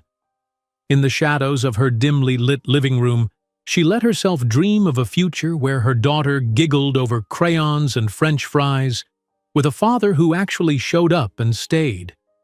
The thought soothed her into a fragile sleep, despite the lurking knowledge that real life rarely matched the neatness of a child's sketch. Tomorrow would be another test, and all she could do was hope Alejandro wouldn't fail them again. Warm midday sunlight poured through the dusty windows of the diner near the public library, illuminating mismatched tables where families and regulars sipped coffee or dug into comfort food. The air smelled of bacon and frying onions, a far cry from the refined ambiance of the Empire Grand, but somehow more welcoming. Isabella arrived with Maribel just before 1 o'clock, heart racing despite the homey surroundings. They slid into a booth near a poster advertising the local art fair. Maribel bounced excitedly, pressing her face to the window to watch cars pass outside. "Do you think Papa likes burgers?" she asked, eyes shining. "They have a kid's cheeseburger here. Maybe I can share mine with him." Isabella managed a small smile. "I'm sure he'll love it, sweetheart. But you can keep yours. He can order his own." She glanced at the diner door, half expecting it to swing open at any moment. Each time someone walked in, a couple with a stroller, an elderly man in a ball cap, a teen in headphones, her pulse quickened, only to settle again when it wasn't Alejandro. 10 minutes ticked by, then 15. Maribel's initial excitement shifted into restlessness, and she began to color on the back of a napkin. By 1:20, anxiety wormed deeper into Isabella's chest. She tried to hide it, picking at the laminated menu while fighting off old memories of waiting, always waiting for him to appear, to call, to keep his promises. She'd told herself she wouldn't go through that again, and yet here she was. Maribel peeked over her crayons. "Is Papa coming?" Isabella swallowed, forced a calm tone.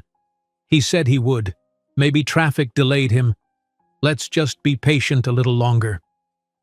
But each passing minute eroded that patience.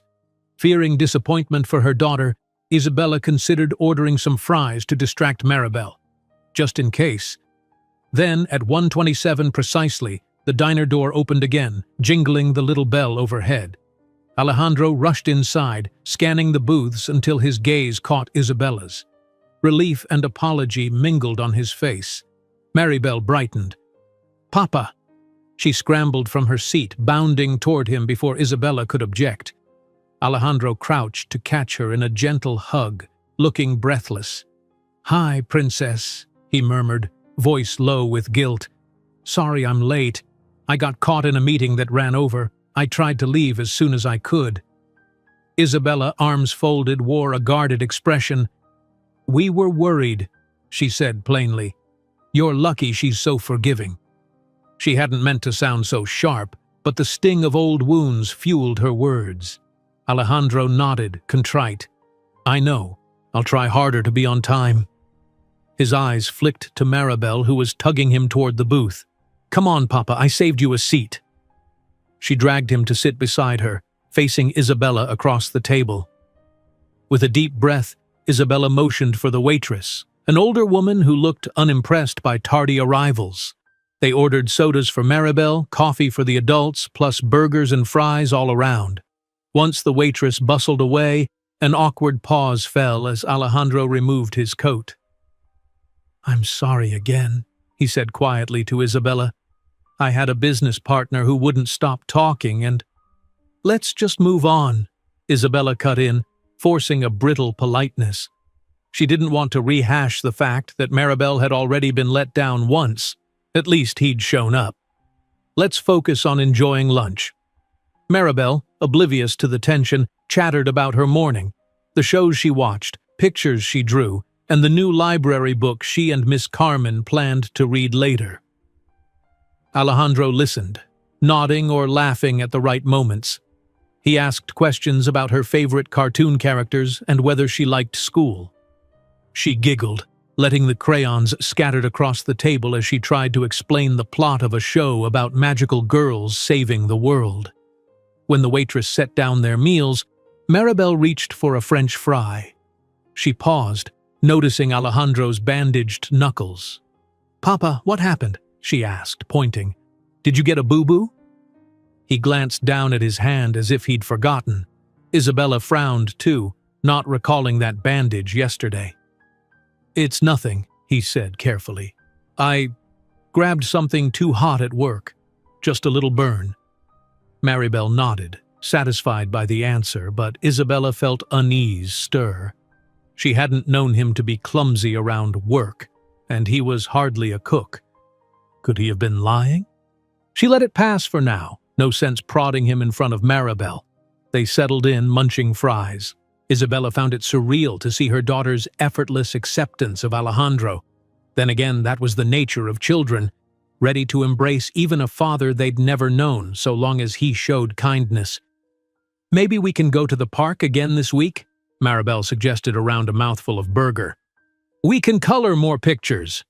Alejandro smiled, though it didn't quite reach his eyes. I'd love that, he said. Then he darted a look at Isabella. If Mama says it's okay. Isabella appreciated that he deferred to her. She nodded slowly. We'll see how our schedules line up. My shifts vary. Maribel's gaze flitted between them, as if noticing the weight of adult concerns. She changed the subject quickly, describing a friend's upcoming birthday party. Isabella played along, grateful for the child's pure joy. And so the meal continued in relative calm, light conversation, cautious smiles, a father trying to catch up on lost years. Toward the end of lunch, Maribel excused herself to the bathroom, leaving her parents alone in a bubble of tension. Alejandro cleared his throat. Isa, I really do want to keep doing this, seeing her, being part of her life. I hope you'll let me. She studied him. I won't stop you, as long as you keep showing up and keep your word. But it can't just be random lunches when it's convenient. Maribel expects more now. He swallowed, nodding. I know. I'm trying to juggle 1,000 things, but I'll work it out. I have to. Then, quieter. I also want to help you financially. Please let me. It's the least I can do after all these years.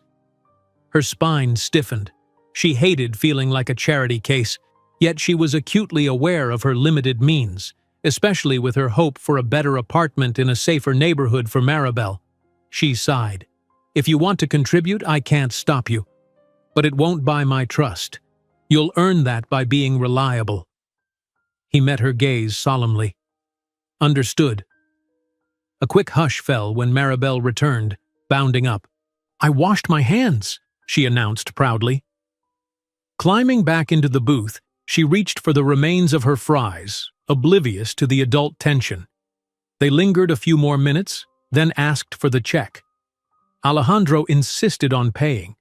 Isabella considered protesting but relented, letting him take that step at least.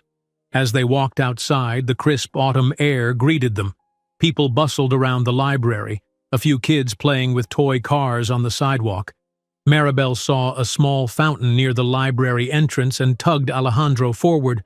Papa, let's throw a coin, she said, excited. We can make a wish. He fished a coin from his pocket, handing it to her. She closed her eyes dramatically, whispered something, and tossed it in. The coin plopped into the water, disappearing among others, glinting at the bottom. What did you wish for? Isabella teased lightly, though she suspected the answer. Maribel grinned. If I tell, it won't come true. Then she giggled, hugging both of their legs. Alejandro looked at Isabella over the top of Maribel's head, a mixture of hope and apology crossing his face. I'll text you soon, he said softly. Maybe we can plan that park visit. She nodded, forcing a calm smile, though her mind was a storm of second guesses.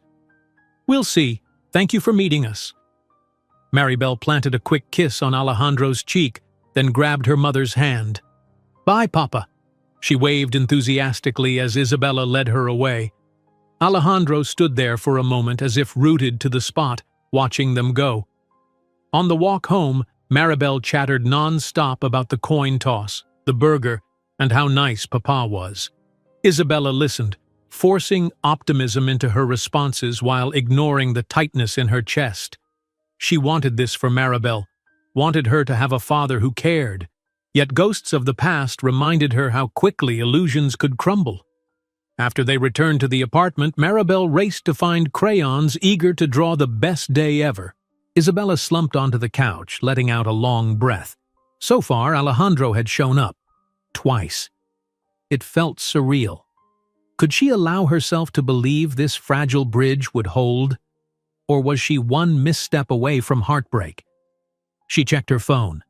A text from him read, "That was great. Thank you again, Isa. I'll see you both soon." She stared at the screen, uncertain whether to feel relief or dread. For Maribel's sake, she typed a quick reply, "Yes, see you soon," and sent it off. Setting the phone aside, she joined her daughter, who enthusiastically held up a rainbow-colored sketch. In the picture, 3 figures stood together under the sun, smiling. Isabella gently took the paper from her daughter's hands, swallowing the lump in her throat. One day, perhaps, that picture wouldn't just be a wish tossed into a fountain.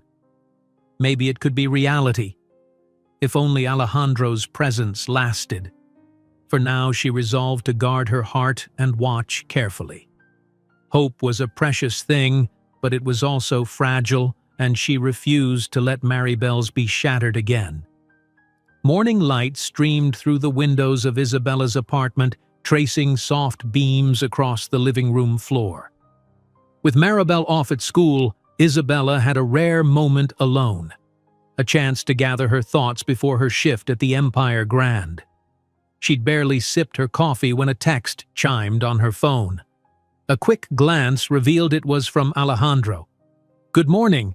Thinking of taking Maribel to the aquarium this weekend. My treat. Would that be okay?" A pang of conflicting emotions pinched Isabella's heart. He was stepping up, all right, sending polite invitations and making plans. The fatherly enthusiasm he'd lacked in the past now poured through messages she wasn't entirely sure she could trust. Still, hope nudged her forward, reminding her how thrilled Maribel would be to see a room full of colorful fish. She typed back a tentative reply, something about needing to check her schedule, then tucked the phone into her pocket. Dwelling too long on him felt like dancing near an old wound. Instead, she turned her attention to the promise of a possible promotion. Mr. Fuentes had dropped a hint last week, and a swirl of excitement coexisted with a whisper of fear. If she landed the new role, would it mean being even more entangled in the hotel's labyrinth of VIPs, including the crowd Alejandro ran with? Brushing aside her doubts, Isabella grabbed her coat and rushed out the door. She caught the bus, then made the short walk from the station to the hotel's grand lobby. The Empire Grand greeted her with the usual swirl of guests in suits, tourists snapping pictures, and staff hurrying to keep everything polished. After clocking in, she reviewed the daily roster. Surprisingly, she found her name assigned to concierge assistants, a role she'd never seen herself placed in before. She scanned the line of staff members at the concierge desk, noticing how they wore crisp uniforms and carried themselves with a refined air. Could this be a test run for that rumored promotion? Her heart pounded with anticipation. She left her usual apron behind in the locker room, instead donning a neat blazer over a white blouse. This slight uniform change made her feel almost like a new person. A small but significant shift from the background hum of housekeeping carts and room service trays she knew so well. By mid-morning, she stood behind the sleek concierge counter. The polished marble surface gleamed beneath her fingertips, and she took a moment to steel herself. Mr. Fuentes appeared at her side, dipping his head in a greeting. "Consider this day a trial," he said quietly, handing her a tablet. "Help greet guests. Handle special requests in both Spanish and English. Show management what you can do." She swallowed, nodding. "I understand. Thank you for the opportunity." He offered a rare, encouraging smile before drifting off to his other duties. Isabella forced a calm exhale. She could do this. She'd handled far more stressful scenarios in her private life. Greeting well-heeled travelers and local elites was manageable in comparison, right? The hours clicked by in a whirl. She directed a business executive to the best steakhouses in town, assisted a family wanting a bilingual tour guide, and arranged for flowers to be delivered to a honeymoon suite. The tasks felt invigorating, a step beyond the grunt work of ferrying trays. Each thank you from guests bolstered her confidence. Yet it wasn't all smooth sailing. Around noon, a flustered staff member hurried over, face pale. "Isabella, there's a bit of a ruckus in the lounge," she whispered. "Some VIP is shouting about stolen luggage. Says he wants management now." Instantly, Isabella's new calm wavered. Handling an irate VIP on her first day at concierge might rattle her. Still, she squared her shoulders. "I'll handle it. Show me where." They hurried to a side corridor that led to a private lounge reserved for high-paying guests. The moment they stepped inside, Isabella saw a familiar figure. Claudia, the elegant businesswoman Isabella had encountered at the cocktail reception last week, was trying to placate a tall, middle-aged man in a designer suit. His face was red with anger, and his voice rose in furious Spanish. "I demand to speak with someone who can fix this now," he thundered. "My bag contained sensitive documents, and they're gone. This hotel claims to be top-notch, yet—" Claudia spotted Isabella, relief in her eyes. "Finally, someone from the hotel. Please help calm him down." Heart pounding, Isabella approached. She recognized the man vaguely from the VIP lounge days before. "Sir, I'm here to assist," she said in polished Spanish, voice steady. "I understand you're missing luggage?" He spun toward her. "Missing? More like stolen.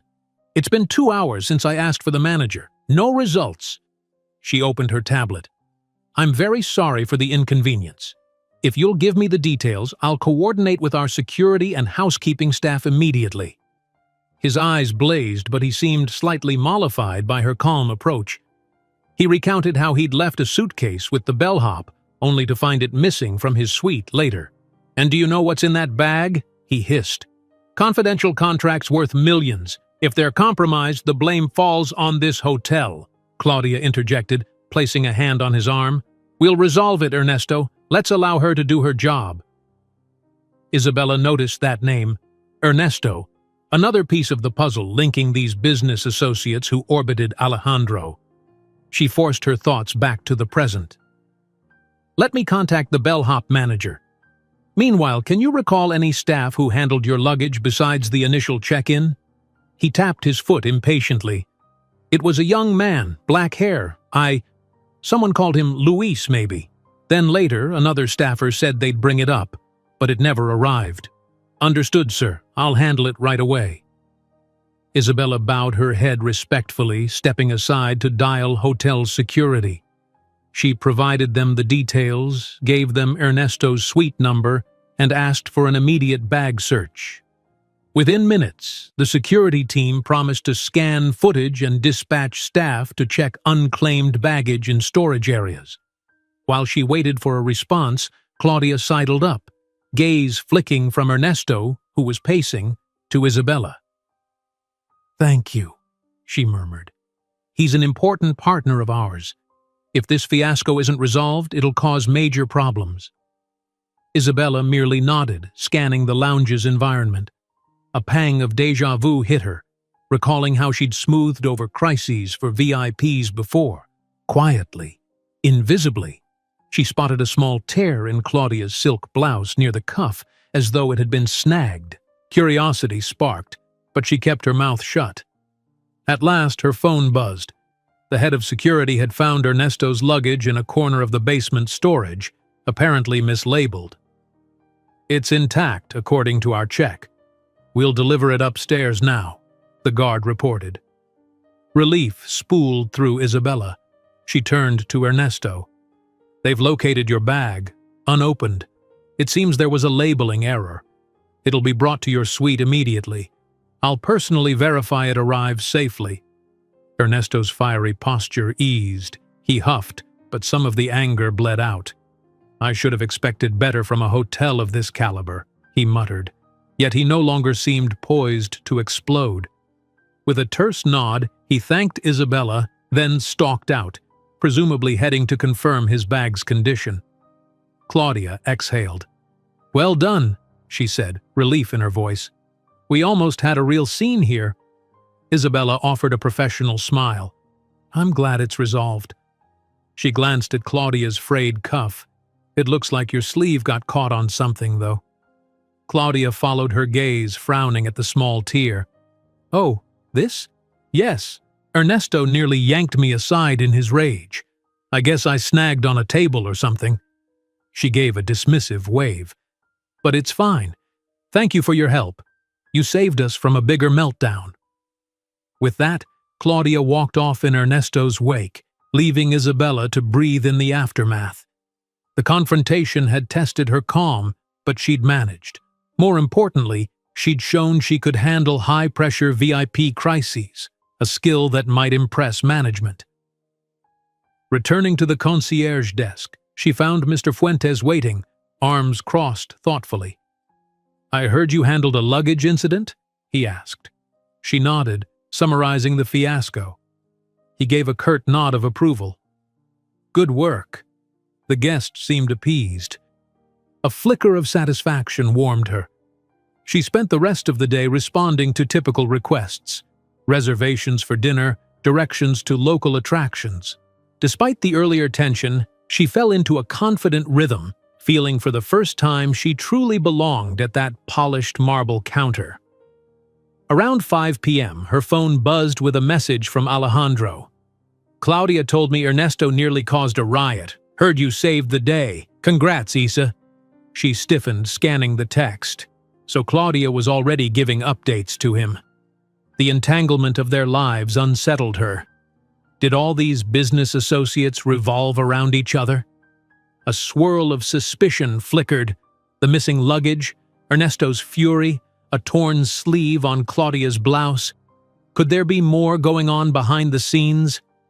But she pushed the thought away. For now, a single mother with an eye on potential promotion, she couldn't let speculation distract her from giving her best at work. She typed back a brief reply, all in a day's job, then returned to assisting a guest who needed tickets for a city tour. When her shift ended, she left the Empire Grand feeling an unusual sense of triumph. Today, she'd proven her competence under fire, hopefully nudging management closer to solidifying the new role. The only lingering disquiet lay in the interwoven connections between Alejandro, Claudia, Ernesto, and the rest. She resolved not to let it overshadow the steps she was taking toward a better future. At home, Maribel greeted her at the door with an excited squeal. "Mama, Mama! Miss Carmen taught me to knit a little scarf for my doll!" She waved the tiny yarn creation proudly. Isabella embraced her daughter, heart brimming with love. "That's wonderful, sweetheart." As they settled in for dinner, she glanced at her phone once more. No new texts from Alejandro since that brief note. Some relief flickered through her. She needed a quiet evening with her child. The tension of hotel dramas and fatherly reunions could wait until tomorrow. In the back of her mind, however, the puzzle pieces lingered. The newly discovered synergy at work, the father stepping back into her life, the swirl of suspicious business deals that kept crossing her path. She sensed a storm brewing, even if she couldn't see its shape yet. For Maribel's sake, she hoped any looming trouble would remain on the periphery, far away from their delicate bond. Still, a small voice warned that secrets had a habit of creeping in where they weren't wanted, and the threads tying Alejandro's world to hers felt tighter each day. Isabella paced across her small living room, her cell phone pinned to her ear. She'd called Maribel's school to confirm permission slips for an upcoming field trip. The conversation was routine, but her heart thrummed with an undercurrent of restless energy. Something about the last few days, her test run at the concierge desk, Claudia's involvement in the luggage fiasco, and Alejandro's subtle presence in her life, made her feel like she was walking on thin ice. Once she hung up, she glanced at the clock. Another hour until Maribel returned from Miss Carmen's. She considered checking her messages. Alejandro often texted around this time, but a pang of wariness made her hesitate. The father-daughter lunches and small park visits had gone smoothly so far, but each meeting brought new reminders of the complicated man he was. He'd arrived late more often than not, though never enough to derail their progress. Still, her heart clenched each time she imagined explaining another missed promise to Maribel. She exhaled, heading to the kitchen. If she needed any chance of calm, maybe a cup of tea would do. The kettle's gentle hiss filled the silence. As she waited, her phone buzzed with an incoming message. With cautious curiosity, she checked the screen. Alejandro. Hey, Isa. Free for a call? Something important came up. Her pulse jumped. Important rarely meant good news. Still, ignoring him wouldn't help. She texted back, "Okay, call me." A moment later, her phone rang, the sound harsh in the quiet apartment. "Hello?" she answered softly. Alejandro's voice was low, urgent. "Isa, I hope I'm not disturbing you. I need a favor. It's about Ernesto." She stiffened, recalling the furious VIP whose luggage had gone missing. "What is it?" Alejandro sighed. "He's still convinced the hotel staff tampered with his bag. He's threatening to raise hell unless someone from inside reassures him it was all a simple mix-up. Since you handled it so well, I was hoping you could talk him down. Maybe confirm no staffers are under suspicion for theft." Isabella nearly laughed at the absurdity. "You want me to call him? I'm not even officially in that new position yet, let alone authorized to do damage control outside hotel hours." "I know," Alejandro said, his tone apologetic. "But Claudia mentioned how smoothly you resolved things. Ernesto respects you for staying calm under pressure. He's expecting a call, or he says he'll call the press about the hotel's incompetence. We can't let that happen. It'd damage everyone's reputation, including mine." She rubbed her forehead, torn between frustration and a desire to protect her workplace reputation. Also, the mention of "including mine" suggested this was less about the hotel and more about his own business interests. "Fine," she relented, "but only because I don't want the Empire Grand's name dragged through mud. Text me his number, and I'll make it short." "Thank you," he murmured with relief. "I owe you." She ended the call, feeling unsettled. Why was she meddling with Alejandro's associates again, dealing with drama that should be out of her hands? Yet the concept of a big scandal could jeopardize her budding promotion. If Ernesto stirred trouble, the blame might trickle down, overshadowing her excellent performance. So she waited, sipping her lukewarm tea until Alejandro sent the contact information. Then, steeling herself, she dialed Ernesto. He answered on the second ring, his voice clipped. "Sí? Señor Ernesto," she began politely, reverting to Spanish. "This is Isabella from the Empire Grand. I managed your luggage situation previously. I was told you still have concerns?" He was silent for a beat, then huffed. "Yes, concerns. My bag was obviously searched. Everything is there, but the arrangement inside is different. I can't prove who rifled through it, but someone did." Her scalp prickled. That was new information. He hadn't mentioned anything at the hotel. "Did you report this to the hotel's security staff?" Ernesto snorted. "They dismissed it as me misremembering, but I'm not an idiot, señorita. I know how I pack my documents. They were out of order." Isabella recalled the confusion and frantic moments in the lounge. Could it be that Ernesto's bag truly was tampered with, or was he simply suspicious? "I understand your frustration," she said calmly. "The Empire Grand has a strict protocol. Keycard access, cameras in storage areas. If you'd like, I can arrange a direct meeting with our head of security. They'll pull all relevant footage." He paused, seemingly mollified. "Fine, do that. But if I find they're covering up anything, the entire hotel will regret it." She bristled at the threat, but kept her voice even. "The Empire Grand values its clients' trust above all. I assure you, we'll investigate thoroughly. May I ask what sort of documents were out of order? This can help us narrow the motive, if any theft was intended." He hesitated. "Confidential contracts. Deals worth millions. If someone intended corporate espionage, they'd be in serious trouble." Corporate espionage? The notion sounded extreme, but the tension in Ernesto's voice felt real. A prickle of alarm rippled through Isabella. She forced a professional tone. "I'll contact security on your behalf right away. Thank you for sharing this detail. I'll keep you informed." Ernesto grunted.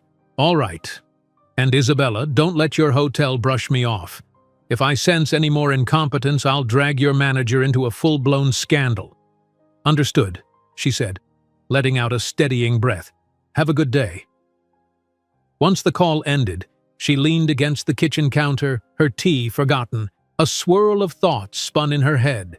Ernesto's missing bag fiasco, the suspicious rummaging of his documents, Alejandro's involvement, and the possible link to Claudia. Had someone at the hotel, or perhaps outside it, rifled through Ernesto's suitcase looking for those confidential contracts? She dialed Mr. Fuentes next. When he picked up, she explained the conversation, her voice hushed with concern. "We need to check if any staffer had reason to open that bag, or if an outsider impersonated staff. Ernesto threatened a scandal." Mr. Fuentes sounded exhausted. "Great, just what we need. I'll speak to security. You did the right thing calling me. Don't worry, Miss Perez. We'll handle this." He hung up, and Isabella stared at her phone, anxiety coiling in her gut. Why couldn't her life remain simple for once? She tried to remind herself that none of this was her direct responsibility, yet she sensed trouble creeping closer. If Ernesto's scandal overshadowed her accomplishments at the hotel, her promotion might slip away, and with it the chance at better hours and higher pay. Her phone pinged with another text. "Alejandro. How did it go? Is he calmer now?" She typed back, her fingers trembling slightly. "He's still upset, but I passed info to the hotel. We'll see if security finds anything. This is serious. He mentioned corporate espionage." He responded almost instantly. "Espionage? That's intense. Claudia and I suspected something, but we're not sure who's behind it. Thanks for smoothing things over." Isabella frowned. Claudia and Alejandro suspected something? Why hadn't they said so earlier? And why were they pulling her into the middle of these shady business dealings? She inhaled, steeling herself. She needed boundaries. She couldn't let Alejandro's complicated world taint her hard-earned progress or Maribel's newfound peace. The day drifted into evening without further drama, though Isabella remained on edge. She picked Maribel up from Miss Carmen's and tried to focus on dinner prep, spaghetti with tomato sauce, something simple. But her mind kept wandering to Ernesto's warning about stolen documents and threats of scandal. "Mama!" Maribel's voice snapped her back to reality. "Are you okay? You look worried." Isabella tried to smile, ruffling her daughter's hair. "Just thinking about work, sweetheart. Nothing for you to worry about." Maribel accepted the answer easily, skipping off to set the table. Isabella sighed, stirring the sauce as steam fogged her glasses. She let the mundane act soothe her nerves. Work had always been stressful, but at least it never carried undertones of potential corporate espionage before. That night, as Maribel slept soundly, Isabella sat alone in the living room, the hum of the fridge and distant traffic her only companions. Restlessness churned inside her. She considered calling Alejandro, demanding a clearer explanation of whatever under-the-table business he and Claudia managed. But part of her recoiled. She didn't want to entangle herself deeper. Instead, she scrolled through social media, ignoring the swirl of images that had nothing to do with her real problems. Eventually, she found herself typing a message to him anyway. "Isabella, I don't want to be the go-between for you and Ernesto or anyone else. I'm doing this to protect my job and the hotel's name. Please keep me out of your business issues going forward." She hovered over the send button, heart racing. Letting out a shaky breath, she tapped send. The bubble expanded, showing delivered. She closed her eyes, uncertain whether she'd regret it. No immediate response came. As midnight neared, she slipped into bed, the glow of streetlights painting her ceiling. Rest eluded her, haunted by the sense of crossing an invisible line, one that separated her from the shadows of corporate secrets and wealthy associates who believed they could fix problems with hush money or intimidation. Before she finally drifted off, her phone buzzed. She fumbled in the dark, reading Alejandro's reply. "I understand. I'm sorry you got dragged in. I'll handle Ernesto from now on, but please trust me when I say I'd never let anything harm you or Maribel." She let the phone slip from her fingers onto the mattress, mind racing. The words were kind, but her trust remained fragile. If she'd learned anything in the years of raising Maribel alone, it was that trusting too easily came with a steep price. She curled into the pillow, telling herself that tomorrow was another day. Another chance to push forward with the promise of a better role at the hotel, of a more secure life for her daughter, and hopefully, of avoiding the tangled web that threatened to snare her if she wasn't careful. Outside, a siren wailed faintly, fading into the city's nocturnal hum. Isabella forced her eyes shut, clinging to the hope that whatever storm brewed in Alejandro's sphere would pass her by, leaving her small family intact and unscathed. Days of tense calm settled over Isabella's life.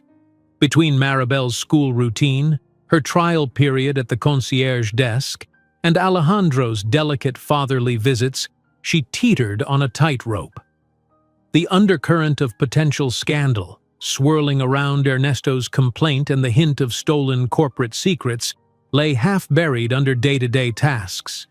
Yet it never fully vanished, as if waiting for the right moment to erupt. In the midst of this, her new junior concierge role officially began. On her first day in that position, Isabella arrived early, smoothing her blazer and gathering her resolve. The Empire Grand's grand lobby greeted her with polished floors and chandeliers aglow. She inhaled, determined to prove herself worthy of the promotion. No matter what lurked behind the scenes, she had a job to do. By mid-afternoon, the hotel bustled with weekend travelers. Isabella was assisting a pair of English-speaking tourists when her desk phone rang sharply. With a polite apology to the guests, she picked it up. Mr. Fuentes' voice crackled on the line. "Miss Perez," he said, tone-clipped, "I need you in the security room immediately. There's a situation involving Ernesto Ramirez." Her stomach plummeted. "I'm on my way." She offered the tourists a quick directive to speak with her colleague, then hurried toward the staff corridor. In the dimly lit security room, she found Mr. Fuentes, the head of security, and, to her shock, Alejandro, all gathered around a wall of monitors. Claudia stood off to the side, arms folded tightly. Ernesto's image filled one of the screens. He was in a remote corner of the hotel's service hallway, brandishing a sheaf of papers at a frazzled-looking bellhop. The bellhop tried to placate him, but Ernesto looked on the verge of shouting. Mr. Fuentes gestured for silence. "He's cornered that poor staffer, claims these documents were tampered with here in the hotel. We've tried talking him down, but he's demanding to speak to the only staff member he trusts, namely you, Miss Perez." Isabella's pulse hammered. "Me?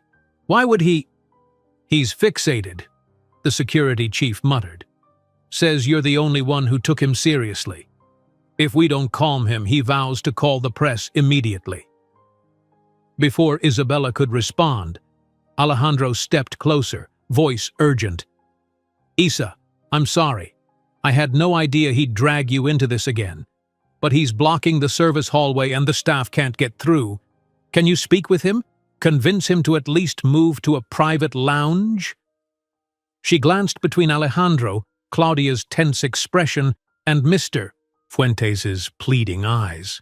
She had no desire to step into Ernesto's meltdown, but refusing might let the scandal blow wide open. With a steadying breath, she nodded. "I'll try." Moments later, Isabella walked briskly through the employee corridors, guided by the security chief's directions. She reached the far end of the hallway, hearing Ernesto's raised voice echo off the concrete walls. A cluster of staff stood at a safe distance, wide-eyed. Summoning every ounce of composure, she approached. "Señor Ernesto?" He whirled, brandishing those papers, crumpled pages of contracts or financial statements. His eyes burned with indignation. "At last," he hissed. "This hotel thinks it can hide behind fancy decor, but I've found more evidence my bag was searched." Look at these pages. They're missing entire lines. Somebody redacted them. Isabella forced a calm tone, keeping her hands raised. Sir, we can resolve this calmly. Please let the staff pass. We can talk in a quieter area. He glared, but he seemed to respect her measured approach. Why should I move an inch? So your managers can spin more lies? I promise we'll take you to a private lounge where you can show us everything, she said. We'll bring in the head of security. Do a thorough check. No excuses. He eyed her, chest heaving. Then, with a frustrated snarl, he conceded, Fine, but if I catch anyone trying to cover this up— No cover-ups, she assured him. Follow me. He finally let the bellhop slip away, trembling with relief. The small crowd of staff exhaled. Isabella led Ernesto through the corridor, inwardly praying he wouldn't bolt or cause more chaos. Alejandro and Claudia emerged from a side door ready to escort him. Ernesto bristled at their appearance, hugging his documents protectively.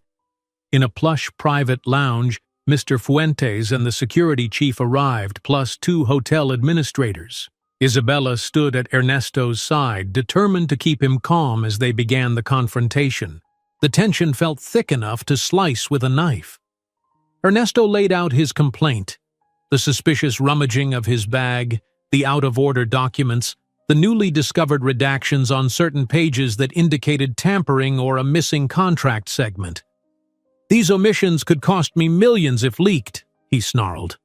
I want answers, or I'll ruin this hotel's reputation. Understand? The administrators tried to reassure him. They promised a deeper internal investigation, involving the city police if necessary. Ernesto cut them off with a cold laugh. Police? By then, my enemies will have the info. This is about business sabotage. As the conversation escalated, Isabella noticed how Alejandro and Claudia exchanged tense glances. A suspicion bloomed. Had they known more about the stolen data than they'd admitted? Ernesto seemed convinced the hotel staff or someone connected to it was behind the leak. But might there be a bigger game in play? Suddenly, Ernesto rounded on Alejandro. You act so innocent, he seethed. But your presence here is no coincidence. That investment partnership we discussed. Maybe you or your associates are behind the espionage, trying to glean data from my contracts? Alejandro stiffened. I'd never stoop to that, he said, bristling with anger. We parted ways because you refused to sign a fair deal, but I'm not a thief. Claudia intervened, voice tight. Ernesto, calm down. We all have stakes in this city. Ruining each other helps no one. Don't you tell me to calm down, Ernesto snarled. Unless you're part of it too? Chaos threatened. Mr. Fuentes tried to interject, but Ernesto's volume only rose, rehashing every grievance. Isabella watched the hotel administrators growing alarmed. If Ernesto stormed out in rage, the headlines would be brutal. She had to act. Señor Ernesto, Isabella said firmly, stepping forward. I personally spoke to security. No staff had reason to rummage your bag. They found no suspicious corridor footage. But if you suspect a targeted infiltration, it might be from outside. She darted a look at Alejandro and Claudia. Is there anyone among your business rivals who'd benefit from your missing documents? Someone who could have bribed a bellhop or snuck into the storage area under false pretenses? For the first time, Ernesto wavered, thinking instead of raging. Possibly, he admitted grudgingly. There's a competitor. He's ruthless. He turned to glare at Alejandro. But you remain a suspect until proven otherwise. I know your track record, Rios. You like to take shortcuts. Alejandro's cheeks reddened, but he held his tongue. Isabella recognized in his tense features the effort it took not to lash back. She felt a pang, recalling his bandaged knuckles, evidence of a physical confrontation. Maybe it involved this competitor or some other shady contact. Mr. Fuentes cleared his throat. We can and will do a thorough external check. We'll have a private investigator if needed to ensure the hotel's name stays clear. Meanwhile, Ernesto, We urge you to let our staff and Ms. Perez handle your lodging concerns. Keep your documents under lock and key or with a safe deposit arrangement." At that, Ernesto huffed, flipping through the battered papers. "Fine. But if I smell even a whiff of foul play from the Empire Grand or from any of you—" His gaze swept Alejandro and Claudia. "I'll blow this wide open." The group parted with the promise of new security measures. Extra cameras in VIP storage, a formal investigation. Ernesto stomped out, leaving a tense hush. The administrators hurried after him, offering apologies and red carpet service to quell his fury. Mr. Fuentes turned to Isabella, a glimmer of relief in his eyes. "Miss Perez," he said, "you handled that with remarkable poise. You likely saved us from headlines about sabotage and corruption." She nodded, too drained for more words. Claudia exhaled softly, murmuring, "Thank you," before slipping away to catch Ernesto. That left only Alejandro, shoulders slumped in the lounge's quiet. He offered Isabella a tired smile. "You have a knack for crisis management. I'm sorry you had to wade into that, but I'm grateful." She shrugged, her nerves still jangling. "It's my job now, apparently. Let's just hope he calms down." A long silence stretched between them. Finally, he spoke again, voice subdued. "This is part of why I kept my distance for so long. My business circle can be volatile. I didn't want to drag you and Maribel into these conflicts." She studied him, recalling the old heartbreak of abandonment. "But you still returned," she said softly. "You came back anyway." His gaze flickered. "Because I missed her, missed you, and I believed I could handle any loose ends. Maybe I was naive." He swallowed. "But I won't leave again, Isa, no matter how complicated things get." Emotions churned, anger at the past, relief at the present, cautious hope for the future.